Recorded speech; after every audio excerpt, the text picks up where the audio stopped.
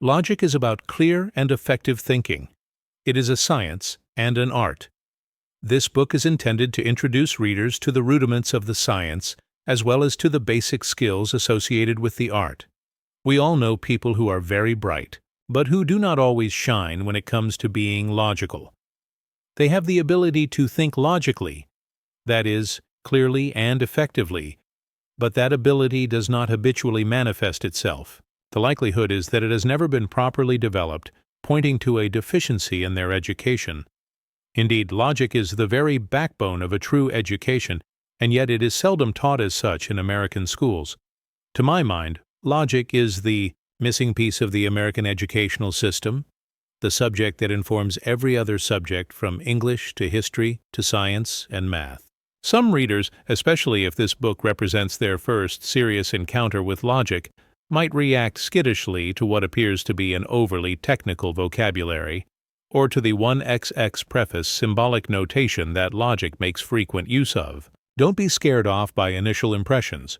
I have made a concerted effort to present whatever technical matters I deal with here, which in any event are not all that trying, in as simple and uncomplicated a way as possible. At the same time, however, I have tried to avoid lapsing into the simplistic. A dumbed-down logic is not logic at all. Other readers might be put off by what they perceive to be an emphasis upon the obvious. I do, in fact, place a good deal of stress on the obvious in this book, and that is quite deliberate. In logic, as in life, it is the obvious that most often bears emphasizing because it so easily escapes our notice. If I have belabored certain points and regularly opted for the explicit over the implicit, it is because I adhere to the time-honored pedagogic principle that it is always safest to assume as little as possible. Logic, taken as a whole, is a wide, deep, and wonderfully varied field, and I would be pleased if my readers, as a result of their encounter with this little book, were moved to become more familiar with it. However, my aim here is very modest. This is neither a treatise in logical theory nor a textbook in logic, though I would not be disappointed to learn that it proves useful in the classroom. My governing purpose was to write a practical guidebook, presenting the basic principles of logic in a way that is accessible to those who are encountering the subject for the first time. Being logical seeks to produce practitioners, not theoreticians, people for whom knowing the principles of logic is in the service of being logical. Preface 6. In the hope of better serving the practical ends of the book, I have adopted a somewhat informal style, often addressing the reader directly, and, in the manner of a tutor or coach, sometimes assuming a distinctively directive tone. I treat logic in 5 stages, represented by the 5 parts of the book, each successive stage building upon the one that preceded it. Part 1 is preparatory, and deals with the proper frame of mind that must be established if logical thinking is to take place at all. In Parts 2 and 3, the heart of the book, we pass into the realm of logic proper. Part 2 explains the foundational truths that govern logical thinking, while Part 3 focuses on argument, the public expression of logical thinking. In Part 4, I discuss attitudes and frames of mind that promote illogical thinking. Finally, Part 5 concentrates on the particulars of illogical thinking, the fallacies, a final word, of admiration and appreciation, for a sparkling little book called The Elements of Style by William Strunk, Jr. and E.B. White, which was the inspiration for being logical. What I have managed to accomplish here is no match for the unique achievement of Strunk and White, but I hope that being logical might to some degree succeed in doing, for the cause of good thinking, what the Elements of Style has done for that of good writing. My earnest wish is that this book may succeed in convincing its readers of the intrinsic importance of logic, and that it engender in them an appreciation for the priceless satisfaction which inevitably accompanies the happy state of being logical. Being logical presupposes our having a sensitivity to language and a knack for its effective use, for logic and language are inseparable. It also presupposes our having a healthy respect for the firm factualness of the world in which we live, for logic is about reality. Finally, being logical presupposes a lively awareness of how the facts that are our ideas relate to the facts that are the objects in the world, for logic is about truth. In this first part of the book, I will discuss those attitudes, points of view, and practical procedures whose adoption prepares the mind for a successful engagement with logic. Be attentive. Many mistakes in reasoning are explained by the fact that we are not paying sufficient attention to the situation in which we find ourselves. This is especially true in familiar situations. That very familiarity causes us to make careless judgments about facts right before our eyes. We misread a situation because we are skimming it, when what we should be doing is perusing it. Often, we assume that a familiar situation will be but a repeat performance of a similar situation we've experienced before. But in the strictest sense, there are no repeat performances. Every situation is unique, and we must be alert to its uniqueness. The phrase, to pay attention, is telling. It reminds us, 3.4. Being logical that attention costs something. Attention demands an active, energetic response to every situation, to the persons, places, and things that make up the situation. It is impossible to be truly attentive and passive at the same time. Don't just look, see. Don't just hear, listen. Train yourself to focus on details. The little things are not to be ignored, for it is just the little things that lead us to the big things. 2. Get the facts straight. A fact is something made or done. It has clear objective status. It is something we respond to as having an independent status all its own. It is naggingly persistent, demands recognition, and can be nasty if ignored. There are two basic types of objective facts: things and events. A thing is an actually existing entity, animal, vegetable, or mineral. The White House is an example of the first type of fact, and the assassination of Abraham Lincoln of the second. The first type is more basic than the second because events are made up of things or of the actions of things. A state dinner is to be held at the White House. Such an event could not take place were it not for the existence, first and foremost, of the fact that is the White House, and countless other facts as well. In order to establish the factualness of an event, any number of concrete things need to be appealed to. To determine the reality of a fact that is a thing, all you need do is pay it a visit. If it actually exists, it must be somewhere, and, assuming its place to be accessible to you, you can verify its factualness by direct observation. Take the Preparing the Mind for Logic 5 case of the White House. To ascertain its being a fact, rather than purely imaginary, you can travel to Washington, D.C., and there see the White House with your own eyes. That is the most direct and reliable way to establish its factualness. But you could also rely on indirect evidence. For example, by taking the word of a trustworthy eyewitness that the White House is indeed in Washington, D.C. Or you could decide that photographic evidence is sufficient to establish factualness. But what about an event like Lincoln's assassination? We say that is a fact. What is the justification for that claim? It is an event that is over and done with, and there are no living witnesses to the event whom we might consult. Obviously, we did not ourselves witness the event, so direct evidence is out of the question. In this case, our approach will be to acquaint ourselves with a variety of things that serve as indirect evidence of the event. For example, we would consult official documents, police reports, the death certificate, etc., newspaper accounts, photographs, memoirs, diaries, and items in the congressional record, all of which are facts in their own right and whose only reasonable explanation is the factualness of Lincoln's assassination. On the basis of the factualness of these things, we establish the factualness of the event, and we thus establish a historical fact. Facts can also be thought of as objective or subjective. Both things and events are objective facts. They exist in the public domain and are in principle accessible to all. A subjective fact is one that is limited to the subject experiencing it. A headache would be an example of a subjective fact. If I, 6. Being logical, am the one experiencing the headache, then I have direct evidence of its factualness. But if it is you experiencing the headache, I can establish its factualness only indirectly. I must take your word that you have a headache. Establishing the reality of subjective facts depends entirely on the trustworthiness of those who claim to be experiencing them. To sum up how we get the facts straight, if a given fact is an actually existing thing to which we have access, then the surest way to establish its factualness is to put ourselves in its presence. We then have direct evidence of it. If we cannot establish factualness by direct evidence, we must rigorously test the authenticity and reliability of whatever indirect evidence we rely upon so that, on the basis of that evidence, we can confidently establish the factualness of the thing. There are only a very limited number of significant public events which we can experience directly.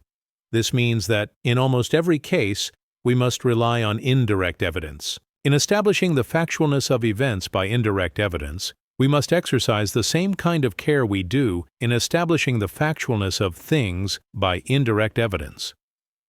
It all comes down to the authenticity and reliability of our sources. A subjective fact to the subject experiencing it is self-evident under normal circumstance. However, through such mechanisms as self-delusion or rationalization, a person could fail to get straight a fact even about himself, because the establishment of the factualness of a subjective fact pertaining to another person depends entirely on the trustworthiness of that person. You must first, insofar, preparing the mind for logic 7 as it is possible, establish the trustworthiness of the person in question. 6. Match words to ideas. As we have seen, first comes the thing, then the idea, then the word. If our ideas are sound to the extent that they faithfully represent the thing, they will be clearly communicable only if we clothe them in words that accurately signify them. Ideas as such are not communicable from one mind to another. They have to be carefully fitted to words, so that the words might communicate them faithfully. Putting the right word to an idea is not an automatic process, and sometimes it can be quite challenging. We have all had the experience of knowing what we want to say but not being able to come up with the words for it. How do we ensure that our words are adequate to the ideas they seek to convey? The process is essentially the same as the one we follow in confirming the clarity and soundness of our ideas. We must go back to the sources of the ideas. Often we cannot come up with the right word for an idea because we don't have a firm grasp on the idea itself. Usually, when we clarify the idea by checking it against its source in the objective world, the right word will come to us. Sometimes there is a perfect match between word and idea, which would mean a perfect match between word and thing. For if the idea is clear, it faithfully represents the thing, and if the word accurately expresses the idea, it would, at the same time, faithfully identify the thing. This one, too, being logical, commonly happens with simple ideas. If I say, the monument is granite, and the monument to which I refer is in fact granite, then in granite I have the perfect match for the idea and the thing it represents. It gets more complicated when we are dealing with complex ideas, but the general principle remains the same. In order to guarantee accuracy in your use of words, go back to the objective facts that are the foundational explanations for words. In the effort to come up with words that accurately convey ideas, our ultimate purpose should always be this: to so shape our language that it communicates to others the way things actually are, objective reality. It is not enough that language be satisfied with ideas as such, but with clear and sound ideas. Let us say I fervently hold to the real existence of Lilliput, and have all sorts of ideas about it. I may be able to come up with scads of words that accurately convey those ideas to you, but all those words do is reveal the state of my mind. They do not reveal the state of the world. They deal with subjective reality, not objective reality. 7. Effective communication, language, and logic are inextricably bound up with each other. How that is so becomes clear when we recall the relationship between the idea and the word. Although it is a disputed point among the experts, it seems possible that we can hold an idea in our mind without having a precise word for it. In any event, if we are going to attempt to communicate an idea to others, it is imperative that we express it by a word. And, as we have seen, the better the fit between word preparing the mind for logic 13 and idea, the clearer and more effective the communication of the idea. Matching words to ideas is the first and most basic step in communication. The next step is putting ideas together to form coherent statements. If I said to you dog or cat, your response would be expectant, waiting to hear more. You would wonder, what about dogs or cats? Through the words I'm speaking, you know the ideas I'm dealing with, but you don't know what I intend to do with those ideas. I'm simply saying the ideas. I'm not saying anything about them. We say something about ideas when we put them together to form statements that can be responded to affirmatively or negatively. Notice that if someone simply says dog, there would not be much sense in responding with that's true or that's false. But if someone says something about a dog, the dog is in the garage, then such a response would be appropriate. Statement has a special meaning in logic. It is a linguistic expression to which the response of either true or false is appropriate. Words have been called the building blocks of language, but it is the statement that logic starts with, for it is only at the level of the statement that the question of truth or falsity is introduced, and logic is all about establishing what is true and distinguishing it from what is false. It can sometimes be tough enough determining whether a statement is true or false when that statement is clearly understood. But if we have difficulty understanding what a statement is attempting to say, then our difficulties are compounded because we have to figure out the meaning of the statement before we can get on to the main business of determining whether it is 14. Being logical, true or false. Thus, the importance of clear, effective communication.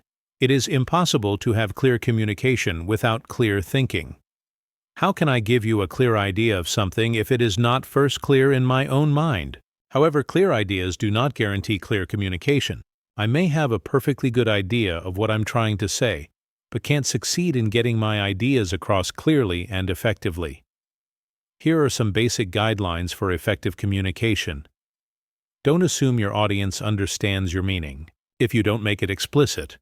The more complicated the subject matter dealt with, the more important this point is. We sometimes take it for granted that an audience is aware of background information that is necessary for a correct understanding of the subject we're speaking on, but in fact, the audience may be quite innocent of this information. When in doubt, spell out the background information. It is always better to err on the side of saying too much than on the side of saying too little. Speak in complete sentences. The sentence with which logic is most concerned is the declarative sentence. A declarative sentence is the same thing as a statement, also called a proposition in logic. If I say dog turtle, falling stock prices in July, the building's Indiana limestone facade, you could presume I am intending in each case to link certain ideas together, but preparing the mind for logic. 15. You do not know how. That is because I am not forming genuine statements. I need to speak in complete sentences. The dog bit the turtle. Falling stock prices in July depressed Julian. The building's Indiana limestone facade was severely defaced by the vandals. Don't treat evaluative statements as if they were statements of objective fact. The Pierce Building is on the corner of Main and Adams is a statement of objective fact, and as such it is either true or false.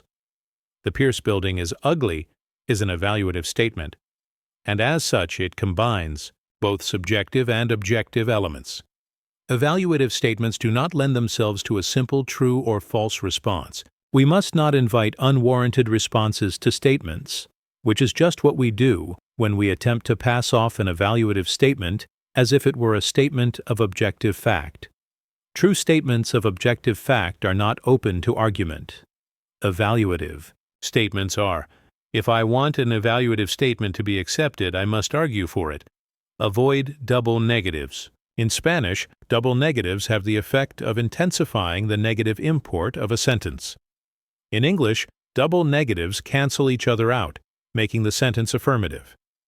This can sometimes cause confusion, since the sentence sounds negative, but is in fact affirmative. To avoid that confusion, and for greater clarity of expression, avoid double negatives.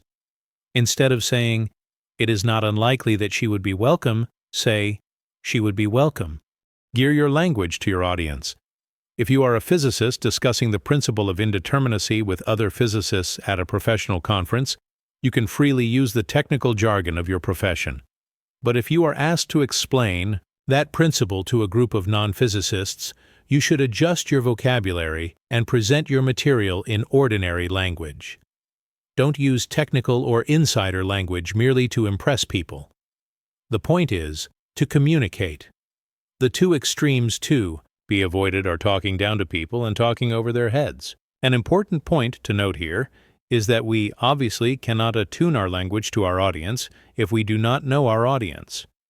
The first order of business, then, is to have a reasonably good sense of the composition and background of the group you will be addressing. 8. Avoid vague and ambiguous language.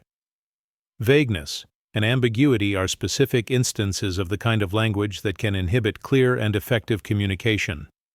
The word vague comes from the Latin adjective vagus, which means wandering, while the word ambiguous traces its origin to the Latin verb ambigere, which means to wander about. Vague and ambiguous words and expressions wander about among various ideas instead of settling definitely upon one or another particular idea. They all share the defect of not having a fixed, unmistakable meaning. A word is vague if its referent is blurred. We do not know precisely what the word is pointing to. Consider the preparing the mind for logic. 17. 2 statements. People don't like music like that, and they say he will not run for a second term. A natural response to the first statement would be, what people and what kind of music? A response to the second statement might be, who are they? In both instances, we are uncertain of what is being talked about for lack of precise information. For those statements, substitute these. People who have been trained at the San Francisco Conservatory of Music don't like West Cork folk music. The candidate selection committee for the People's Party says he will not run again. Now we have something more definite to respond to. As a rule, the more general the word, the vaguer it is. A sure preventative against vagueness, then, is to make your words as precise and sharply focused as possible. Your reader or listener should not be forced to guess at exactly what your words are pointing to. If you mean to communicate information specifically about rocking chairs, or antique chairs, or dentist's chairs, or electric chairs, then use those specific terms rather than the more general chairs. Usually the context in which a general term appears will allow your audience to figure out its referent, but if you have any doubts about that, use a specific term. Terms like love, democracy, fairness, equality, good, and evil can be vague, not because they have no meaning, but because they are especially rich in meaning. Thus, two people can use the same term, love, for example, and understand it in quite different, perhaps even contradictory ways. That is why it is imperative in using terms of this sort that you make explicit your understand 18, being logical-ing of them. Before you attempt to persuade an audience that a certain situation is unfair, tell them what you mean by unfairness. An ambiguous term, equivocal in the language of logic, is one which has more than a single meaning and whose context does not clearly indicate which meaning is intended. A sign posted at a fork in a trail which reads, "Bear to the right," can be understood in two ways. The more probable meaning is that it is instructing hikers to take the right trail, not the left. But let us say that the ranger who painted the sign meant to say just the opposite. He was trying to warn hikers against taking the right trail, because there is a grizzly bear in the area through which it passes. The ranger's language was therefore careless and open to misinterpretation that could have serious consequences. The only way to avoid ambiguity is to spell things out as explicitly as possible. Keep left. Do not use trail to the right. Grizzly bears in the area. 9. Avoid evasive language. You should always be so straightforward in your language that it would be impossible for any reasonably attentive audience to miss your meaning. This is not to suggest that you have to use words like sledgehammers. One can be perfectly clear without being either crude or cruel. There is a place for euphemism in language. But we have to be careful that euphemistic usage doesn't become a way of evading what really is at issue. Consider a term like final solution, which was used to disguise a heinous probe preparing the mind for logic 19-gram for exterminating an entire people. The problem with evasive language, language that does not state directly what a speaker or writer has in mind, is twofold. First, and obviously, it can deceive an audience. Second, and more subtly, it can have a deleterious effect on the people who use it, distorting their sense of reality. The user shapes language, but language shapes the user as well. If we consistently use language that serves to distort reality, we can eventually come to believe our own twisted rhetoric. Such is the power of language. At first hearing, terms like cultural revolution and re-education might sound quite harmless. Then one learns that they masked totalitarian brutality at its worst. It is juvenile to use language simply to shock, but shocking language is preferable to evasive language if it can disabuse people of hazy ideas and acquaint them with the truth. 10. Truth. The whole purpose of reasoning, of logic, is to arrive at the truth of things. This is often an arduous task, as truth can sometimes be painfully elusive. But not to pursue truth would be absurd, since it is the only thing that gives meaning to all our endeavors. It would be equally absurd to suppose that truth is something forever to be pursued, but never to be attained, for that renders our activity purposeless, which is to say, irrational, and turns truth into a chimera. Truth has two basic forms. There is ontological truth and logical truth. Of these two, ontological truth is the more basic. By ontological truth, we refer to the truth of 20 being logical being or existence. Something is said to be ontologically true then if it actually exists. It has real being. The lamp sitting on my desk is ontologically true because it is really there. It is not an illusion. The opposite of ontological truth is non-existence. Logical truth, as you might suspect, is the form of truth we are most directly concerned with as logicians. Logical truth is simply the truth of statements. More broadly, we could say that it is truth as it manifests itself in our thinking and language.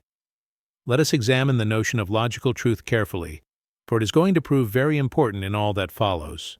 Recall the definition of a statement, given earlier, a linguistic expression to which the response is true or false. Would be appropriate. To affirm a statement is to declare it to be true. To deny it is to brand it as false. A statement is true if what it says reflects what is the case. Consider the statement, "The boat is tied to the pier." The statement is true if there really is a boat, there really is a pier, and the boat is really tied to the pier. What a true statement does is declare, through the medium of language, a correspondence between ideas in the mind, subjective facts, and real states of affairs in the world, objective facts. The boat is tied to the pier would be false if there were a discrepancy between what it says and what actually is the case. Establishing the truth in any particular situation is a matter of determining whether what one believes to be true or suspects might be true has a basis in fact. It is a matter of bringing together into harmonious juxtaposition the preparing the mind for logic. 2-1 subjective and the objective. But the focus of attention here must be on the objective order of things. If I am uncertain about the truth of the statement, "The dog is in the garage," it will not help me to resolve the issue if all I do is reflect upon my own ideas on dogs and garages and the various ways they can be related to one another. I have to go out and check the garage. It should be clear now why we said that of the two forms of truth, ontological and logical, the former is more basic. What determines the truth or falsity of a statement is what actually exists in the real world. Logical truth, in other words, is founded upon ontological truth. A word in passing about lies. Lying is more a psychological problem than a logical one. When I lie, I have no doubts about an actually existing situation in the real world, but in my statement about that situation, I consciously and deliberately contradict my own knowledge. I know the situation to be properly expressible in the form A is B, but my statement says A is not B. Logical truth, as we have seen, is a matter of a correspondence between the content of a statement, which reflects the ideas held by the person making the statement, and objective facts. This understanding of the nature of truth, not surprisingly, has been called the correspondence theory of truth. Another theory, the coherence theory of truth, is subordinate to the correspondence theory. The coherence theory of truth maintains that any given statement is true if it harmoniously fits into, is coherent with, an already established theory or system of thought. Take, for example, Einstein's special theory of relativity. It is concluded that a particular statement about the nature 22, being logical of the physical world, is true because what it says is consonant with the special theory of relativity. What would make such a conclusion a logically responsible one is the fact that the special theory of relativity itself, as a theory, reflects the way the physical world actually is. There is a correspondence between the theory and objective reality. We can see, then, that the coherence theory of truth, if responsibly applied, depends upon the correspondence theory of truth, which remains foundational. We should be aware, though, that the coherence theory of truth can be seriously abused, which would be the case if a statement is judged to be true merely by virtue of the fact that it fits into an established theory or system of thought that itself does not correspond with reality, or does so only questionably. For example, if Marxist economic theory can be shown to be dubious, then the claim that a certain statement about economic matters is true because it is consonant with that theory is likewise dubious. The basic principles of logic. Whether logic is regarded as a science, an art, or a skill, and it can properly be regarded as all three, there must be principles, seminal regulating ideas that shape the enterprise and guide its activities. In this part, we will treat the most basic of the principles of logic. Our focus will be less on the theoretical backdrop of the principles and more on their practical application. The ideal is to assimilate these principles to the point where they become like second nature to you, smoothly guiding your thought without your having to refer consciously to them. 1. First principles. A science is any organized body of knowledge that is possessed of first principles. The first principles of any science are those fundamental truths upon which the science is founded and by which all its activities are informed. Logic, as a science, has its first principles, but logic stands in a unique relationship to all other sciences because the first principles of logic apply not just to logic, but to all the sciences. Indeed, their coverage is more comprehensive. Still, because they apply to human reason as such, however it might be exercised. This being so, the terms the first principles of logic and the first principles of human reason can be said to refer to the same thing. 25.26. Being logical. There are four first principles of logic, or of human reason. The one we are most concerned with here is the principle of contradiction. To put it in its proper context, however, let us first review the three other first principles of logic. Principle of identity stated. A thing is what it is. Explanation. The whole of existing reality is not a homogeneous mass. It is a composition of individuals, and the individuals are distinguishable from one another. If a thing is what it is, obviously, it is not something other than what it is. An apple is an apple. It is not an orange, a banana, or a pear. Principle of the excluded middle stated. Between being and non-being there is no middle state. Explanation. Something either exists or it does not exist. There is no halfway point between the two. The lamp sitting on my desk is either really there or it is not. There is no other possibility. We might ask, how about becoming? Isn't the state of becoming between those of being and non-being? The answer is no. There is no such thing as just becoming. There are only things that become. The state of becoming is already within the realm of existence. A lamp in the process of being made is not yet a lamp. However, the parts that will go to compose it actually exist, and the lamp's becoming depends entirely on their existence. There is then no becoming in the absolute sense, no passage from non-being to being. Elaine, who is becoming every day the basic principles of logic. One more accomplished musician, because of assiduous practice, could not be becoming a musician if she were not already Elaine. There is no becoming with respect to the very existence of a human person. Elaine is becoming relatively, not absolutely. She is not becoming Elaine. She is becoming Elaine, the more accomplished musician. Again, the basic idea behind the principle of excluded middle is that there are no gaps in being. What we call becoming is not a passage from non-being to being, but an alteration in a thing or in things already in existence.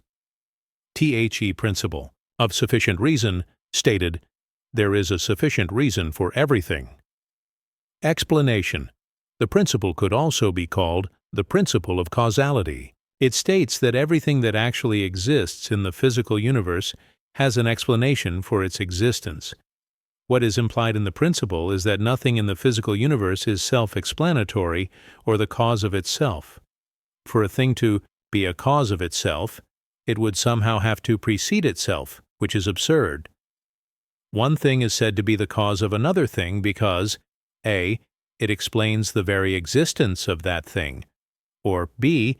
It explains why the thing exists in this or that particular way, the mode of its existence. Larry's mother and father are the cause of his very existence. If it were not for them, he would not be. Larry's tennis coach in high school is a cause of his being a good tennis player. The coach is the cause of Larry's being in a particular way, in this case, a good tennis player. The coach did not, as did Larry's parents, bring him into being, but he caused a modification in his being. Of course, there could have been other 28 being logical causes contributing to Larry's being a good tennis player, so the coach may be only one among several causes. The principle of contradiction. Stated, it is impossible for something both to be and not be at the same time and in the same respect. Explanation. This principle could be regarded as a fuller expression of the principle of identity. For if X is X, principle of identity, it cannot at one and the same time be non-X, principle of contradiction. The phrase, in the same respect in the statement refers to the mode of existence in question. There would be no contradiction if something both was and was not at the same time, but in different respects. For example, you can be physically in New York right now and mentally 3,000 miles away in San Francisco. But you cannot right now be physically, i.e., in the same respect, both in New York and in San Francisco. Two statements are in contradiction if what one says completely negates what the other says. For example, A. Alexander Hamilton was a member of George Washington's cabinet. B. Alexander Hamilton was not a member of George Washington's cabinet. Both of these statements cannot be true. If one is true, the other must be false and vice versa. As it happens, A is true.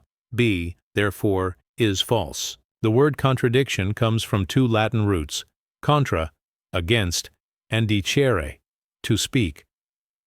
A contradictory statement, in effect, speaks against itself, for it is saying something that does not correspond to the objective facts. The basic principles of logic. 29.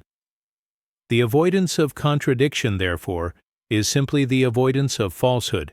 If the primary purpose of logic is to attain the truth, then it is evident that nothing could be more important than avoiding the opposite of truth. Sometimes we entertain contradictions without realizing that they are such, because we are ignorant of the relevant objective facts. This is excusable so long as we are not responsible for our ignorance. If we are going to make deliberate statements about important matters in a serious context, we are under obligation to make sure our statements square with what is actually the case. This goes back to the importance of paying attention. There are times when we hold contradictory views and we know it, at least at one of the deeper levels of consciousness. Most of us could not comfortably live with ourselves if we made a habit of holding flatly contradictory statements at the forefront of our consciousness. For example, I could not explicitly say to myself, I tell many deliberate lies to Stephanie, and I never lie to Stephanie. What I do, assuming the first statement reflects objective facts, is suppress the second statement. Another way I can allow myself to hold on to statements that contradict the facts is deliberately to refrain from examining the facts to which the statements refer. This attitude is expressed by the quip, "Don't bother me with the facts, I've already made up my mind." Mental operations of these kinds are not so much instances of reasoning as evasion of reasoning. Obviously, this can have nothing to do with logic. Those forms of unhealthy reasoning can be known as rationalization. Rationalization is reasoning in the service of falsehood. Having now reviewed the first principles of reasoning, I am assuming that nothing you just read struck you as radically new. That is because these principles express truths we all become aware of very early in our careers as conscious, rational agents. There are a couple of other things about first principles, all first principles, that need to be noted. They are self-evident. For instance, the first time you read the principle of contradiction, you may have to puzzle over it a moment. But as soon as you see what it is saying, your natural response is, "Of course." Another trait of first principles, it follows from their being self-evident, is that they cannot be proven.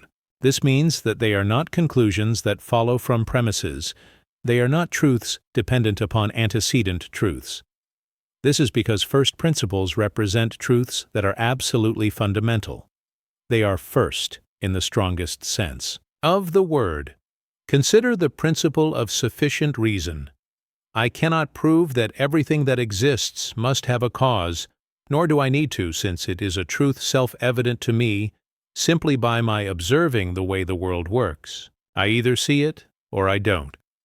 If the first principles of a science are not seen as self-evident and accepted at face value, the science could not proceed.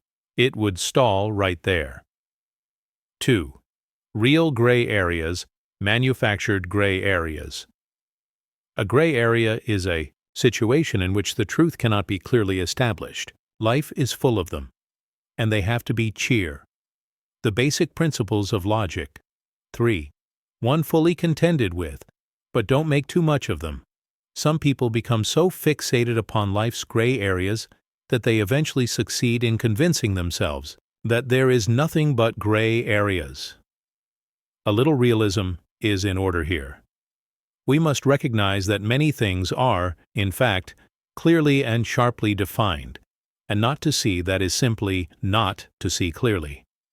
Gray can exist as gray only because there are the distinct alternatives of black and white. That you might find yourself at times in a situation in which you see no clear alternatives does not mean, objectively considered, that there are no clear alternatives. It simply means that you do not see them. Don't project your subjective state of uncertainty upon the world at large and claim objective status for it. To be in a state of uncertainty concerning the truth is neither a pleasant nor a desirable state to be in, and we should always be striving to get out of such states as soon as possible.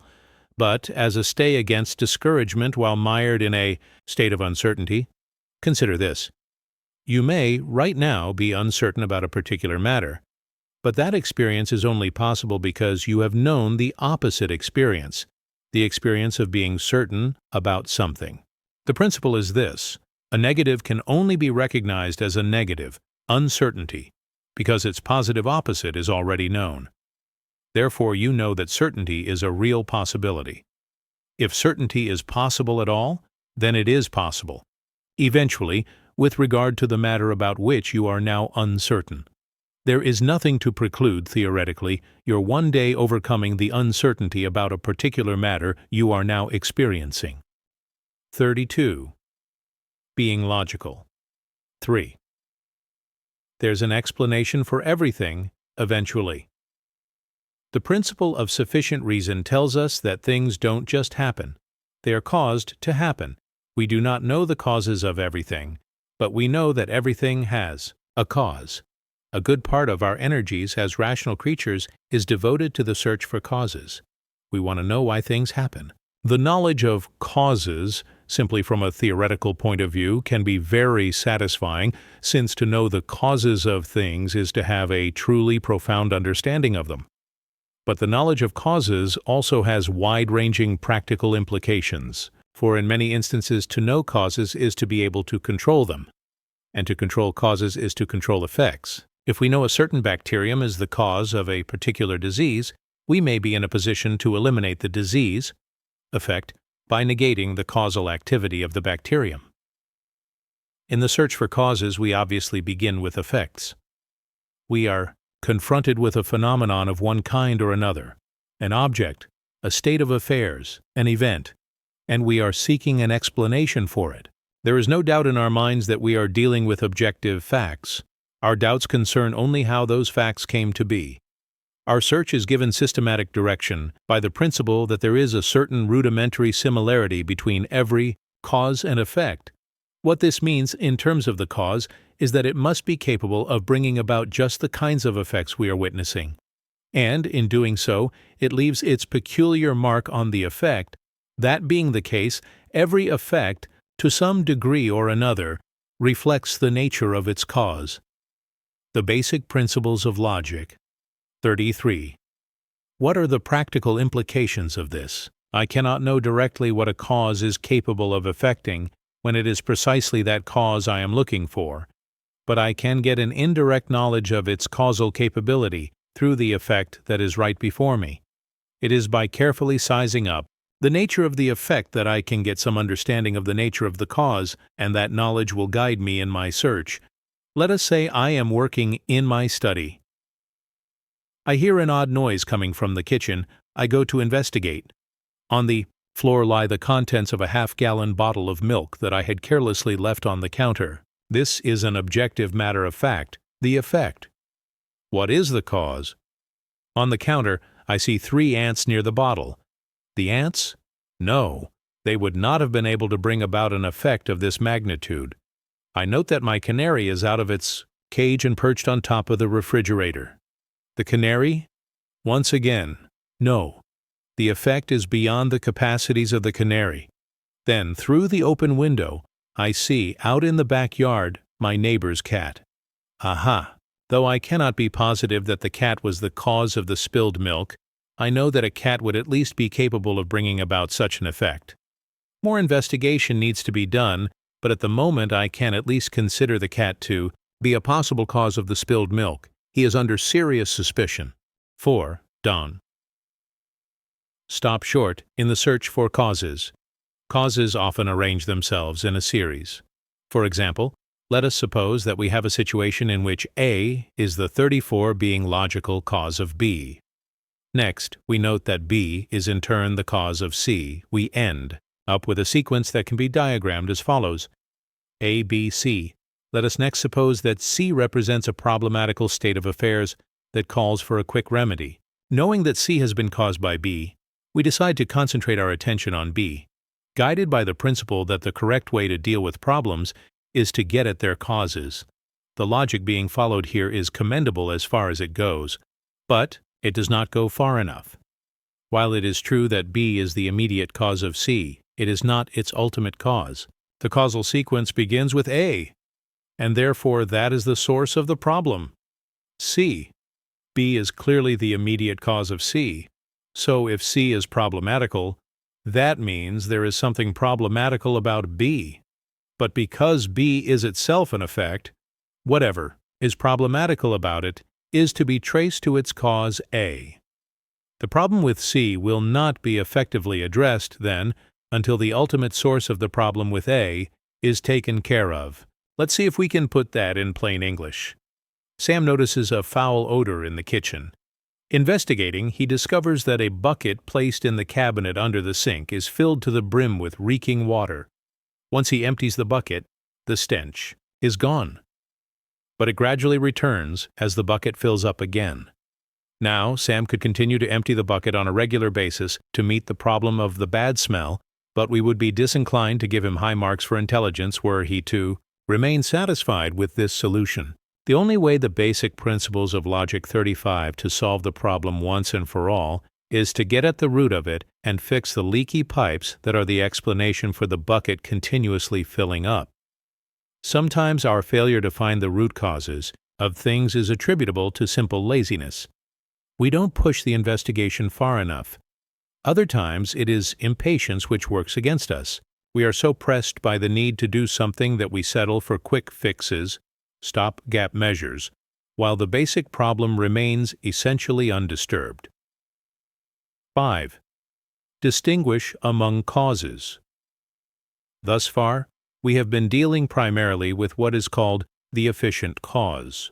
The efficient cause, to rephrase what was said earlier, is an agent whose activity brings something into existence or that modifies its existence in one way or another. Besides the efficient cause, there are the final cause, the material cause, and the formal cause.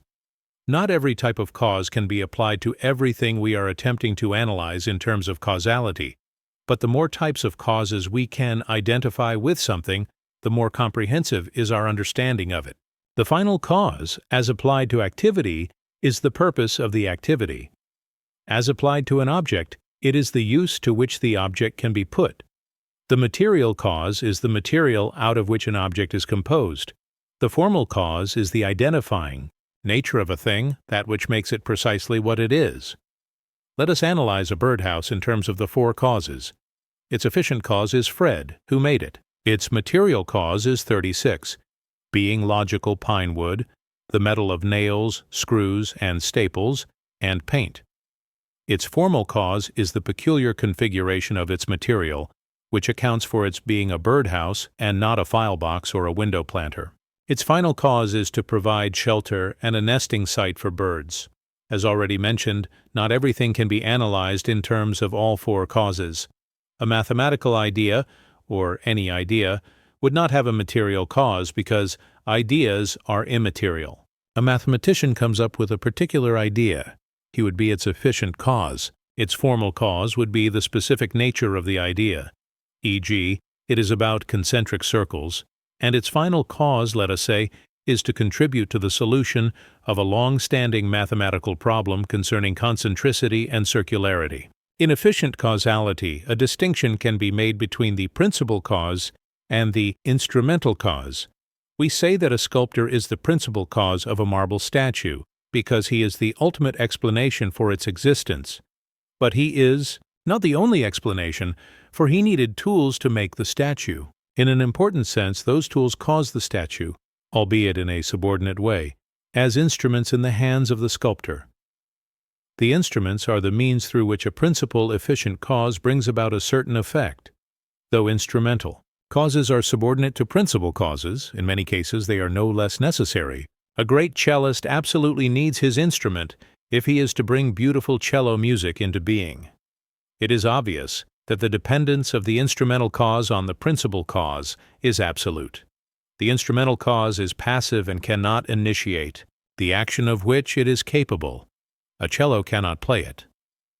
The basic principles of logic 37 self. The quality of both principal and instrumental causes have a bearing on the quality of the effect. The best cello ever made will not produce the best music ever heard in the hands of a cellist of limited talent, and the best cellist in the world will be prevented from making the exquisite music he wants to make and which he is capable of making if he has to play an inferior instrument. Though both the principal and instrumental causes are necessary, the principal cause is the more important of the two, something we tend to forget when we put too much stress on the importance of the instrumental cause. It is doubtless necessary to provide the best instruments possible, but not to the neglect of providing the best instrumentalists possible as well. To repeat, the best instruments in incompetent hands don't bring about the best effects. There is also this to consider. A proficient principal cause can do things with even inferior instruments that an incompetent principal cause couldn't do with even the best of instruments. 6. Define your terms. The most effective way to avoid vagueness or ambiguity in logical discourse is to define one's terms. We speak of defining terms, but actually what we are defining is the objects to which terms, words, refer. The process of definition, the mechanics of it, is the way we relate a particular object the object to be defined, to other objects and thereby give it a precise location. In defining a term or word, we relate it as rigorously as possible to the object to which it refers. There. 38. Being logical are two immediate practical benefits of carefully defining terms. Our own ideas are clarified, and as a result, we can more effectively communicate them to others. Terms such as justice, beauty, and wisdom, which tend toward vagueness, are in special need of definition. The logical definition of terms is a two-step process. Step 1.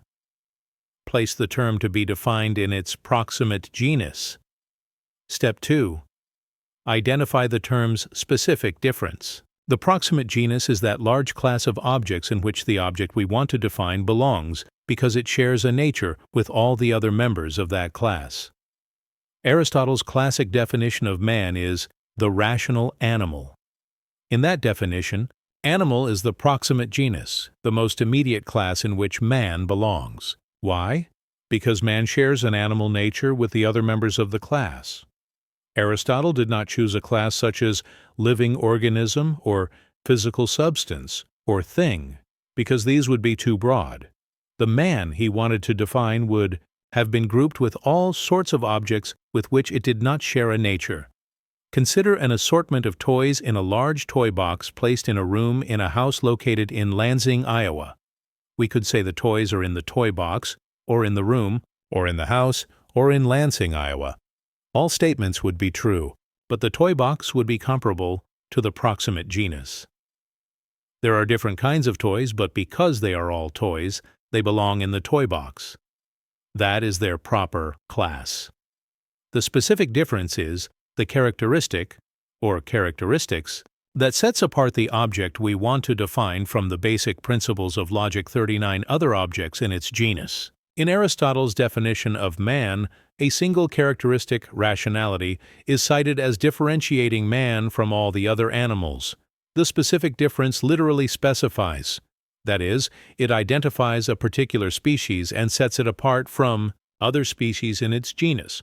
When we define something, what we are attempting to do is simply identify it more precisely, first by grouping it with other things that are generally similar to it, then by noting what is unique to it, the specific difference, in comparison with the other things in the group. Let us try it with a couple of challenging terms. A. Term to be defined. Justice. Step 1. Justice is a social virtue. Step 2. By which each individual renders to all others what is due to them. Comment. Social virtue is the right category, proximate genus, in which to put our term because it provides an accurate general description of it. Categories like mineral or institution or event would obviously be wrong for the term. Categories such as something or concept or phenomenon would be too large. They would lack the quality of proximity, as in proximate genus. But, while justice is a social virtue, it is not the only one. What then distinguishes it from other social virtues, such as courtesy, generosity, or tolerance? The specific difference we have given in the definition pinpoints its uniqueness as a social virtue, rather nicely. 40. Being logical B. Term to be defined. Fear. Step 1. Fear is an emotion. Step 2. That causes us to withdraw from perceived danger. Comment. Sense appetite is another term that could be used to identify the proximate genus. The specific difference succeeds in telling us precisely what kind of emotion we are dealing with. Aristotle's pithy two-word definition of man, the rational animal, has gained classical status. Animal is the proximate genus. Rational is the specific difference. But seldom can we match that kind of economy, especially when it comes to specific difference. If we were to define automobile, for example, taking the first step would be easy enough. Vehicle. But then we would have to come up with several specific differences in order to distinguish it precisely from all the other kinds of vehicles there are in the world. The special value of logical definition is that it reveals the exact nature of the object defined, Such definition is not always possible, however, as when we are not yet familiar enough with an object to be able to determine its exact nature. In such a case, we can define the object in a loose way, by description. A good description gives as complete and detailed an account of the observable characteristics of an object as possible. The hope is that this account will provide some revealing hints as to the nature of the object in question. 7. The categorical statement. The purpose of the reasoning process, logic's principal concern, is demonstration. I am not reasoning with you if I simply say that such and such is true and expect you to accept it as true only on my say-so. I must show you that such and such is true, and I do that by making an argument. An argument will only be as good as the statements of which it is composed, and those statements, in turn, will only be as good as the terms of which they are composed. Everything I have said thus far has been said with argument in mind. Argument is the activity of logic, and any particular argument is a concrete manifestation of the reasoning process. The next step in the process will be to look more closely at the statement, more specifically at the categorical statement. The most effective argument is one whose conclusion is a categorical statement. A categorical statement tells us that something definitely is the case. For example, the radio is in the back seat of the car. We are certain as to what is the actual situation here. But if someone says, perhaps the radio is in the back seat of the car, or the radio may be in the back seat of the car, all certitude is gone.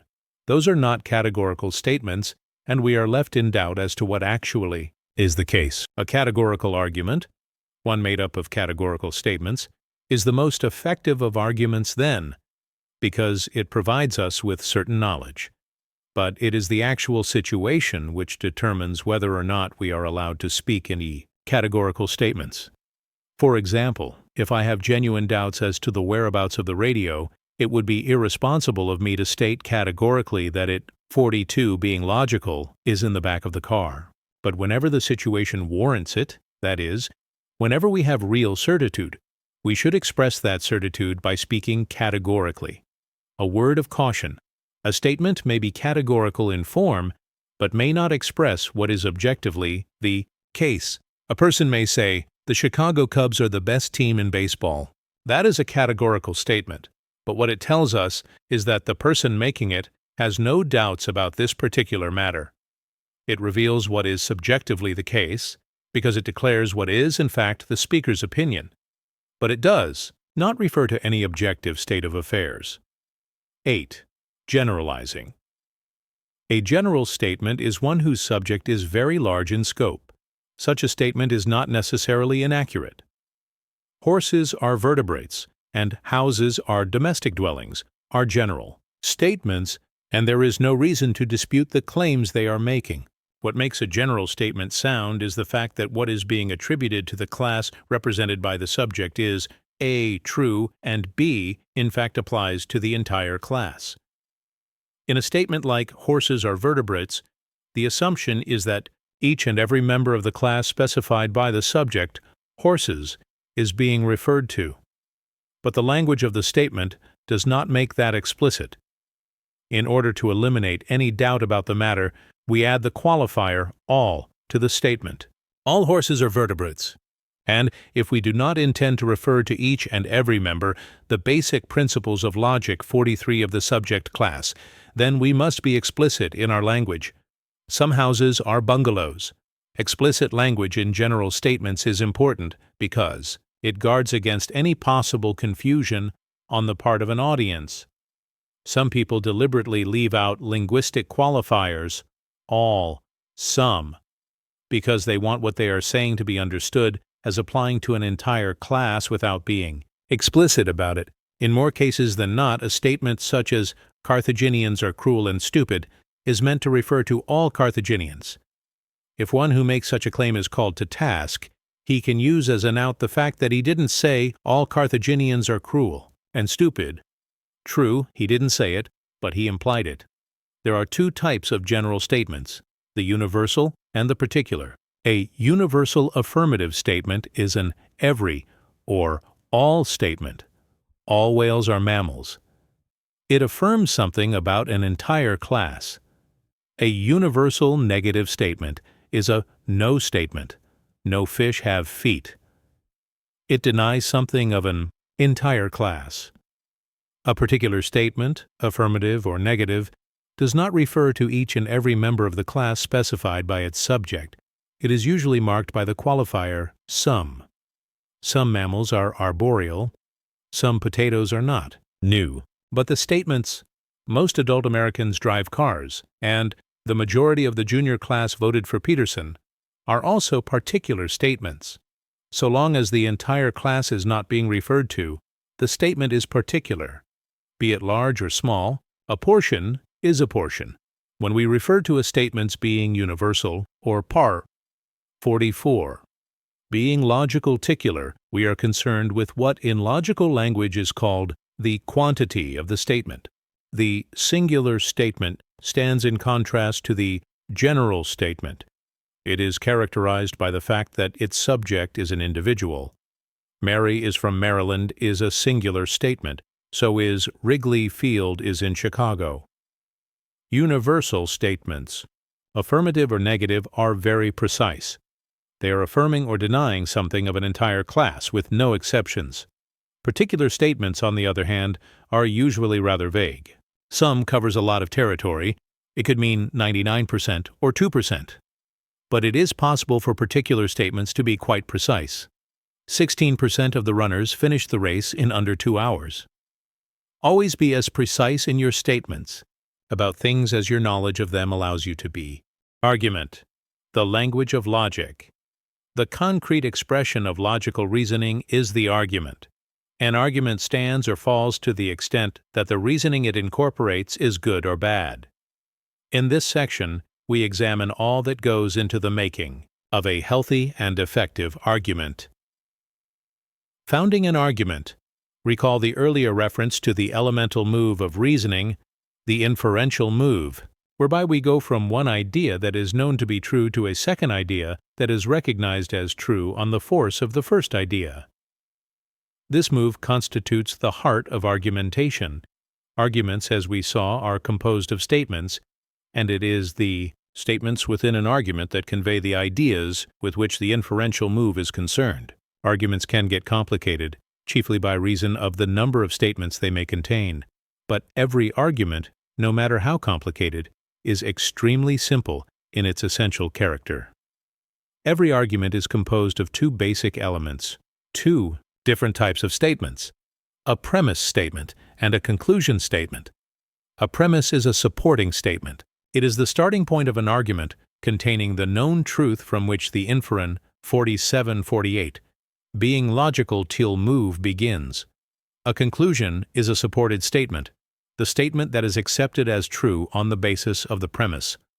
Complicated. Arguments usually result from the large number of premises they contain, as mentioned, and from how those premises relate to one another. You can have a set of premises in which one builds on another, so they have to be arranged in the proper sequence. For example, because the nail came out of the horseshoe, because the horseshoe came off, because the horse grew lame, because the horse fell down and threw the general, because the general was captured, the battle was lost. It is rare to have multiple conclusions to an argument, and, in fact, they are to be avoided.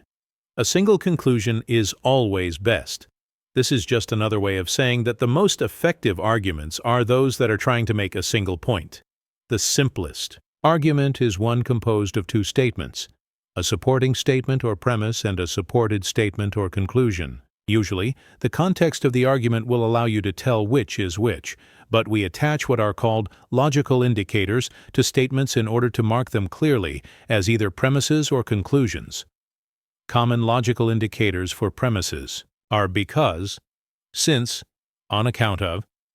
Common logical indicators for conclusions are therefore, thus, so. More elaborate expressions can be used to announce premises, in view of the fact that, etc., and conclusions, it necessarily follows that, etc.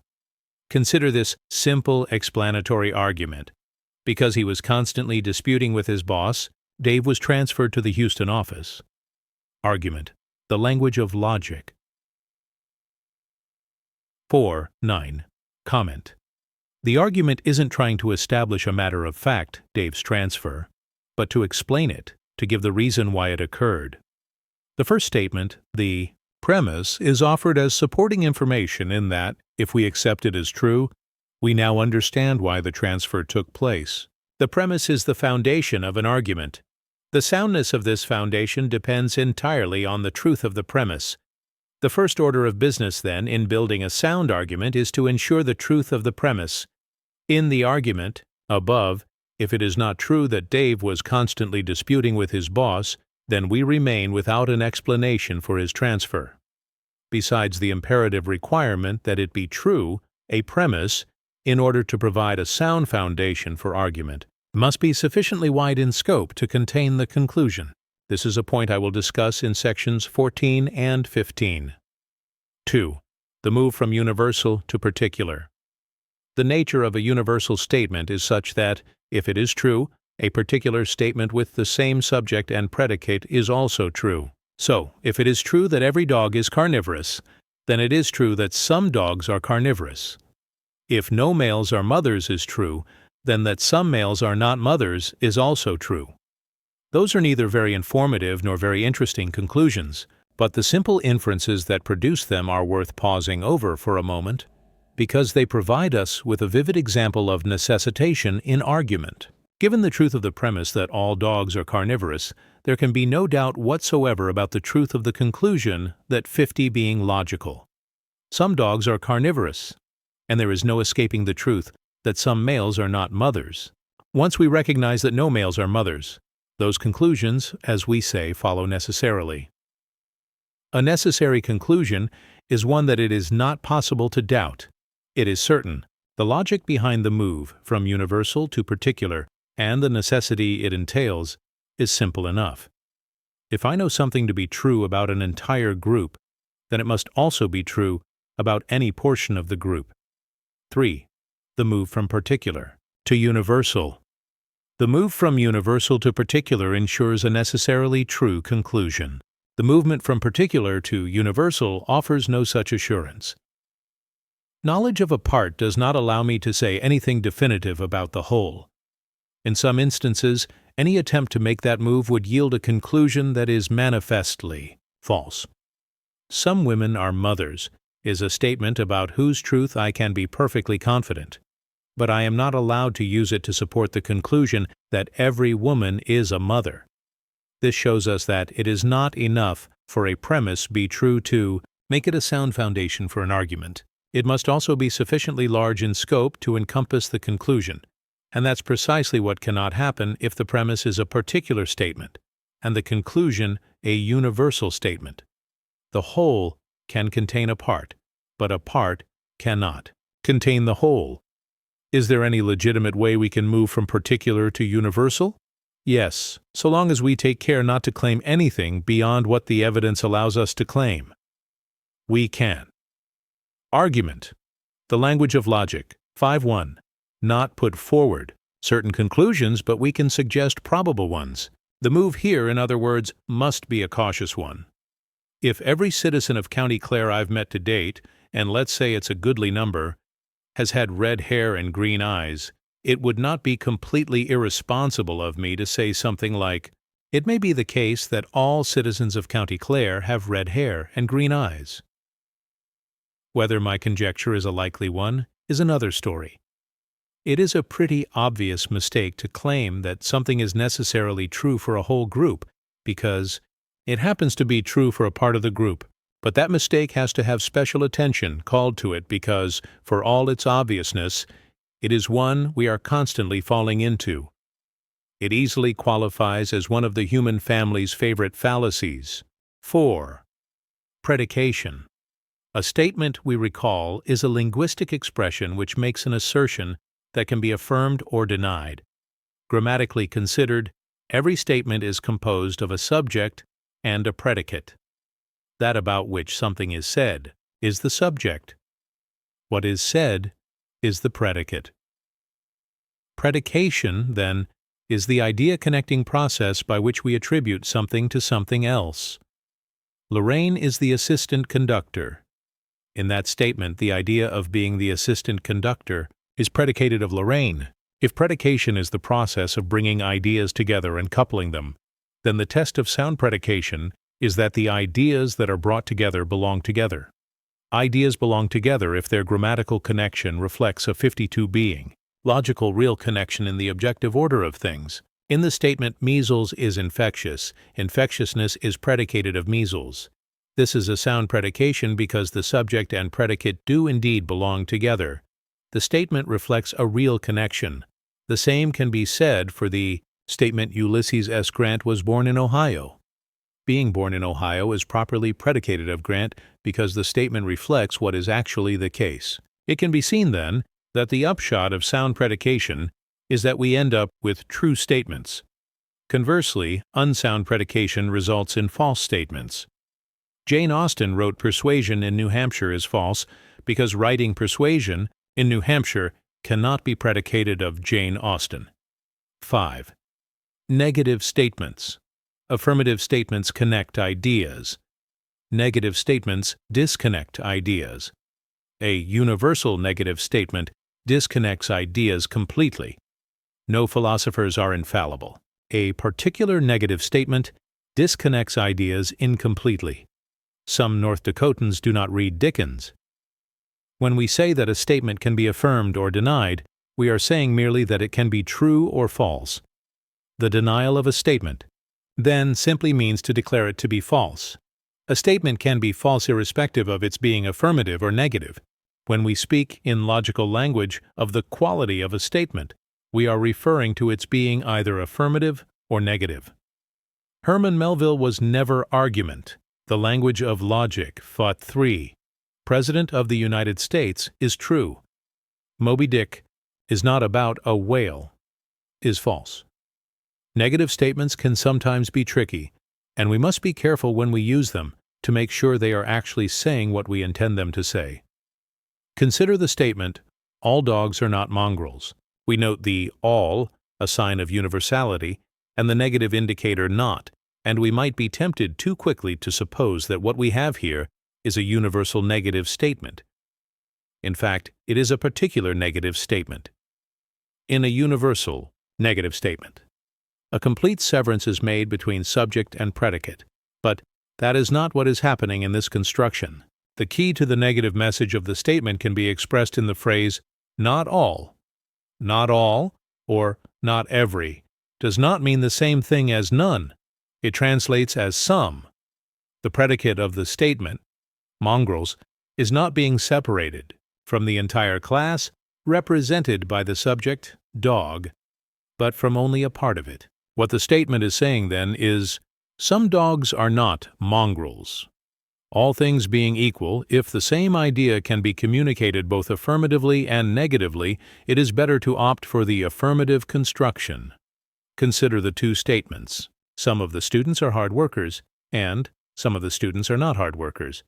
From a strictly logical point of view, the two statements are doing the same thing, establishing a partial separation between subject and predicate. But there is a subtle difference between the two statements. The affirmative statement is more direct. 54. Being logical and emphatic. This is true of all affirmative statements, because its emphasis is on what is the case, rather than on what is not the case. It elicits a positive response. The negative statement, by emphasizing what is not the case, prompts us to think in negative terms about the situation being described. Negative statements can be effectively used as corrective responses to false statements. Not every artist is a neurotic, and every artist is not a neurotic. Both are proper rejoinders to the sweeping assertion, every artist is a neurotic. In logical discourse, clarity must always be the foremost consideration, but we create the possibility for confusion when we incorporate negative elements into a statement intended to communicate an affirmative message. It is not unfair to impose the fine means the same as it is fair to impose the fine, but that meaning is conveyed more clearly and directly in the second statement than in the first. but we do not want to be so rigid in our logical considerations of language that we deny a place for circumlocution that makes use of negation. It was an idiotic decision is a clear statement, but also a bit too blunt. More might be gained for the cause of amicable human relations by saying, the decision was perhaps not the most prudent that could have been made at the time, but one should be reluctant to lay down rigid rules here. Circumstances should dictate the degree of forthrightness in the language we use. Blunt language need not be peremptorily precluded since certain circumstances call for it. Argument, the language of logic 5. 6. Making comparisons. The human mind thrives on comparison. Indeed, thought would be impossible without it. It is, through the mental act of comparison, that we note the similarities and dissimilarities among things. A statement is the linguistic expression of the most fundamental comparison the mind makes when it relates one idea, the subject, to another. The predicate. We call judgment the mental act by which we link ideas in a way that enables us to make coherent statements about the world in which we live. Because the judgment is the foundation for the statement, what we have already said about statements applies, by necessity, to judgments. A judgment is sound to the extent that the relationship it forges between two ideas reflects a real relationship. In the objective world, the comparison reflected in the statement is foundational, in that it is the source for the whole complex array of other comparisons we make between and among statements which together constitute the content of our thought. If we were not able to see connections between and among things as a result of the act of comparison, our thought would be completely incoherent. We might have ideas, but each idea would be an isolated entity. We would not see how idea connects, with idea to reflect the connections that obtain among objects external to the mind. When we look at two things for the purpose of comparing them, we can discover that they are either completely 56, being logical alike, completely unlike, or a combination of likeness and unlikeness. Of course, we can make comparisons among an indefinite number of things, but to keep it simple, I speak of two things only. What would be the basis for the conclusion that the two things we are comparing are completely alike? It would be the fact that every observable characteristic we note in the first thing is matched by a similar characteristic in the second. Consider, for example, comparing two mass-produced coffee makers straight from the factory that are identical in every detail. The somewhat alike, somewhat unlike judgment is almost never perfectly balanced between similar and dissimilar features. The similar features either outweigh the dissimilar or vice versa. But whatever the particulars, here too, the judgment, as such, is based upon a careful accounting of observable characteristics. How about the judgment that two things are totally unlike? How is it justified? It would seem, if the completely alike judgment is justified by the fact that the two things being compared have every observable feature in common, that the totally unlike judgment would be justified by the fact that the two things being compared have no observable features in common. But is that ever the case? Let us say that instead of comparing two standardized coffee makers, we are comparing a coffee maker and a toaster. Obviously, they differ in many ways, but they can also be observed to have real similarities. To begin with, they are both electrical appliances. Furthermore, they may both be the same color or weigh the same, or both may be made, for the most part, of the same materials. Argument, the language of logic. 5.7. Note this about the completely alike judgment. No two things can be so alike that they cease to be two things. If two things were to be identical in the literal sense, there would be but one thing. Note this about the completely unlike judgment. No two things can be so unlike that they do not share the elemental act of existence. If, in comparing A and B, it is declared that B is totally unlike A, then there would be but one thing, A, since B would not exist. In comparing any two things, especially large, complex things such as historical events, we must be careful not to rush to the judgment that we have a strong comparison. The two events are very much alike, simply because of the large number of similar characteristics we have noted. It should not be the sheer number of similar characteristics that decides the issue, but the significance of those characteristics. A characteristic is significant if it reveals something that pertains to the very nature of the thing. It speaks to the thing's proper identity. Even a goodly number of similar significant characteristics does not make a strong comparison if a key significant characteristic is omitted. Let us say I am addressing an audience that knows nothing at all about either mice or elephants. In my earnest desire to enlighten the audience, I make a comparison of the two animals. I tell them that both mice and elephants have 4 feet, 2 eyes, 2 ears, a mouth, a tongue, a tail, a heart, and so on. All are significant characteristics, but in my account I make no mention of the comparative size of the animals. I would have left out a rather important significant characteristic. 58. Being logical. 7. Comparison and argument.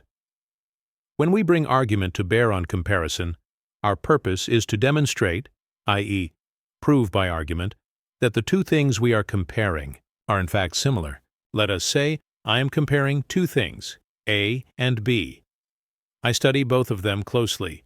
I make a careful list of the characteristics they have in common. In constructing an argument, my conclusion will be A and B are very much alike. The premises of my argument would be the list of common characteristics that I have observed. Because A and B share trait X, because A and B share trait Y, and so on. For example, I could be concerned with comparing deer and domestic cattle, and I say that because both deer and cattle have cloven hooves, because both deer and cattle are vegetarian, etc. If, apropos of what was discussed above, I ensure that 1. All the characteristics I cite are significant, and 2. I do not leave out any significant characteristics, my argument is sound and stands a good chance of being persuasive. In this argument, I would be heading toward a conclusion that claims a significant similarity between deer and cattle. One of the most common arguments based on comparison is called the argument by analogy. An analogy is a relation of similarity between two things. The basic structure of the argument is this. Of two things I am comparing, one of them, A, is better known to you than B.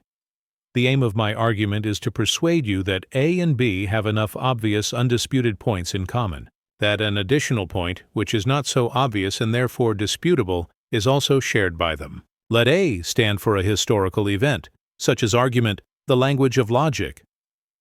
5.9. The Vietnam War, and B, for a future course of action. The United States government is now contemplating.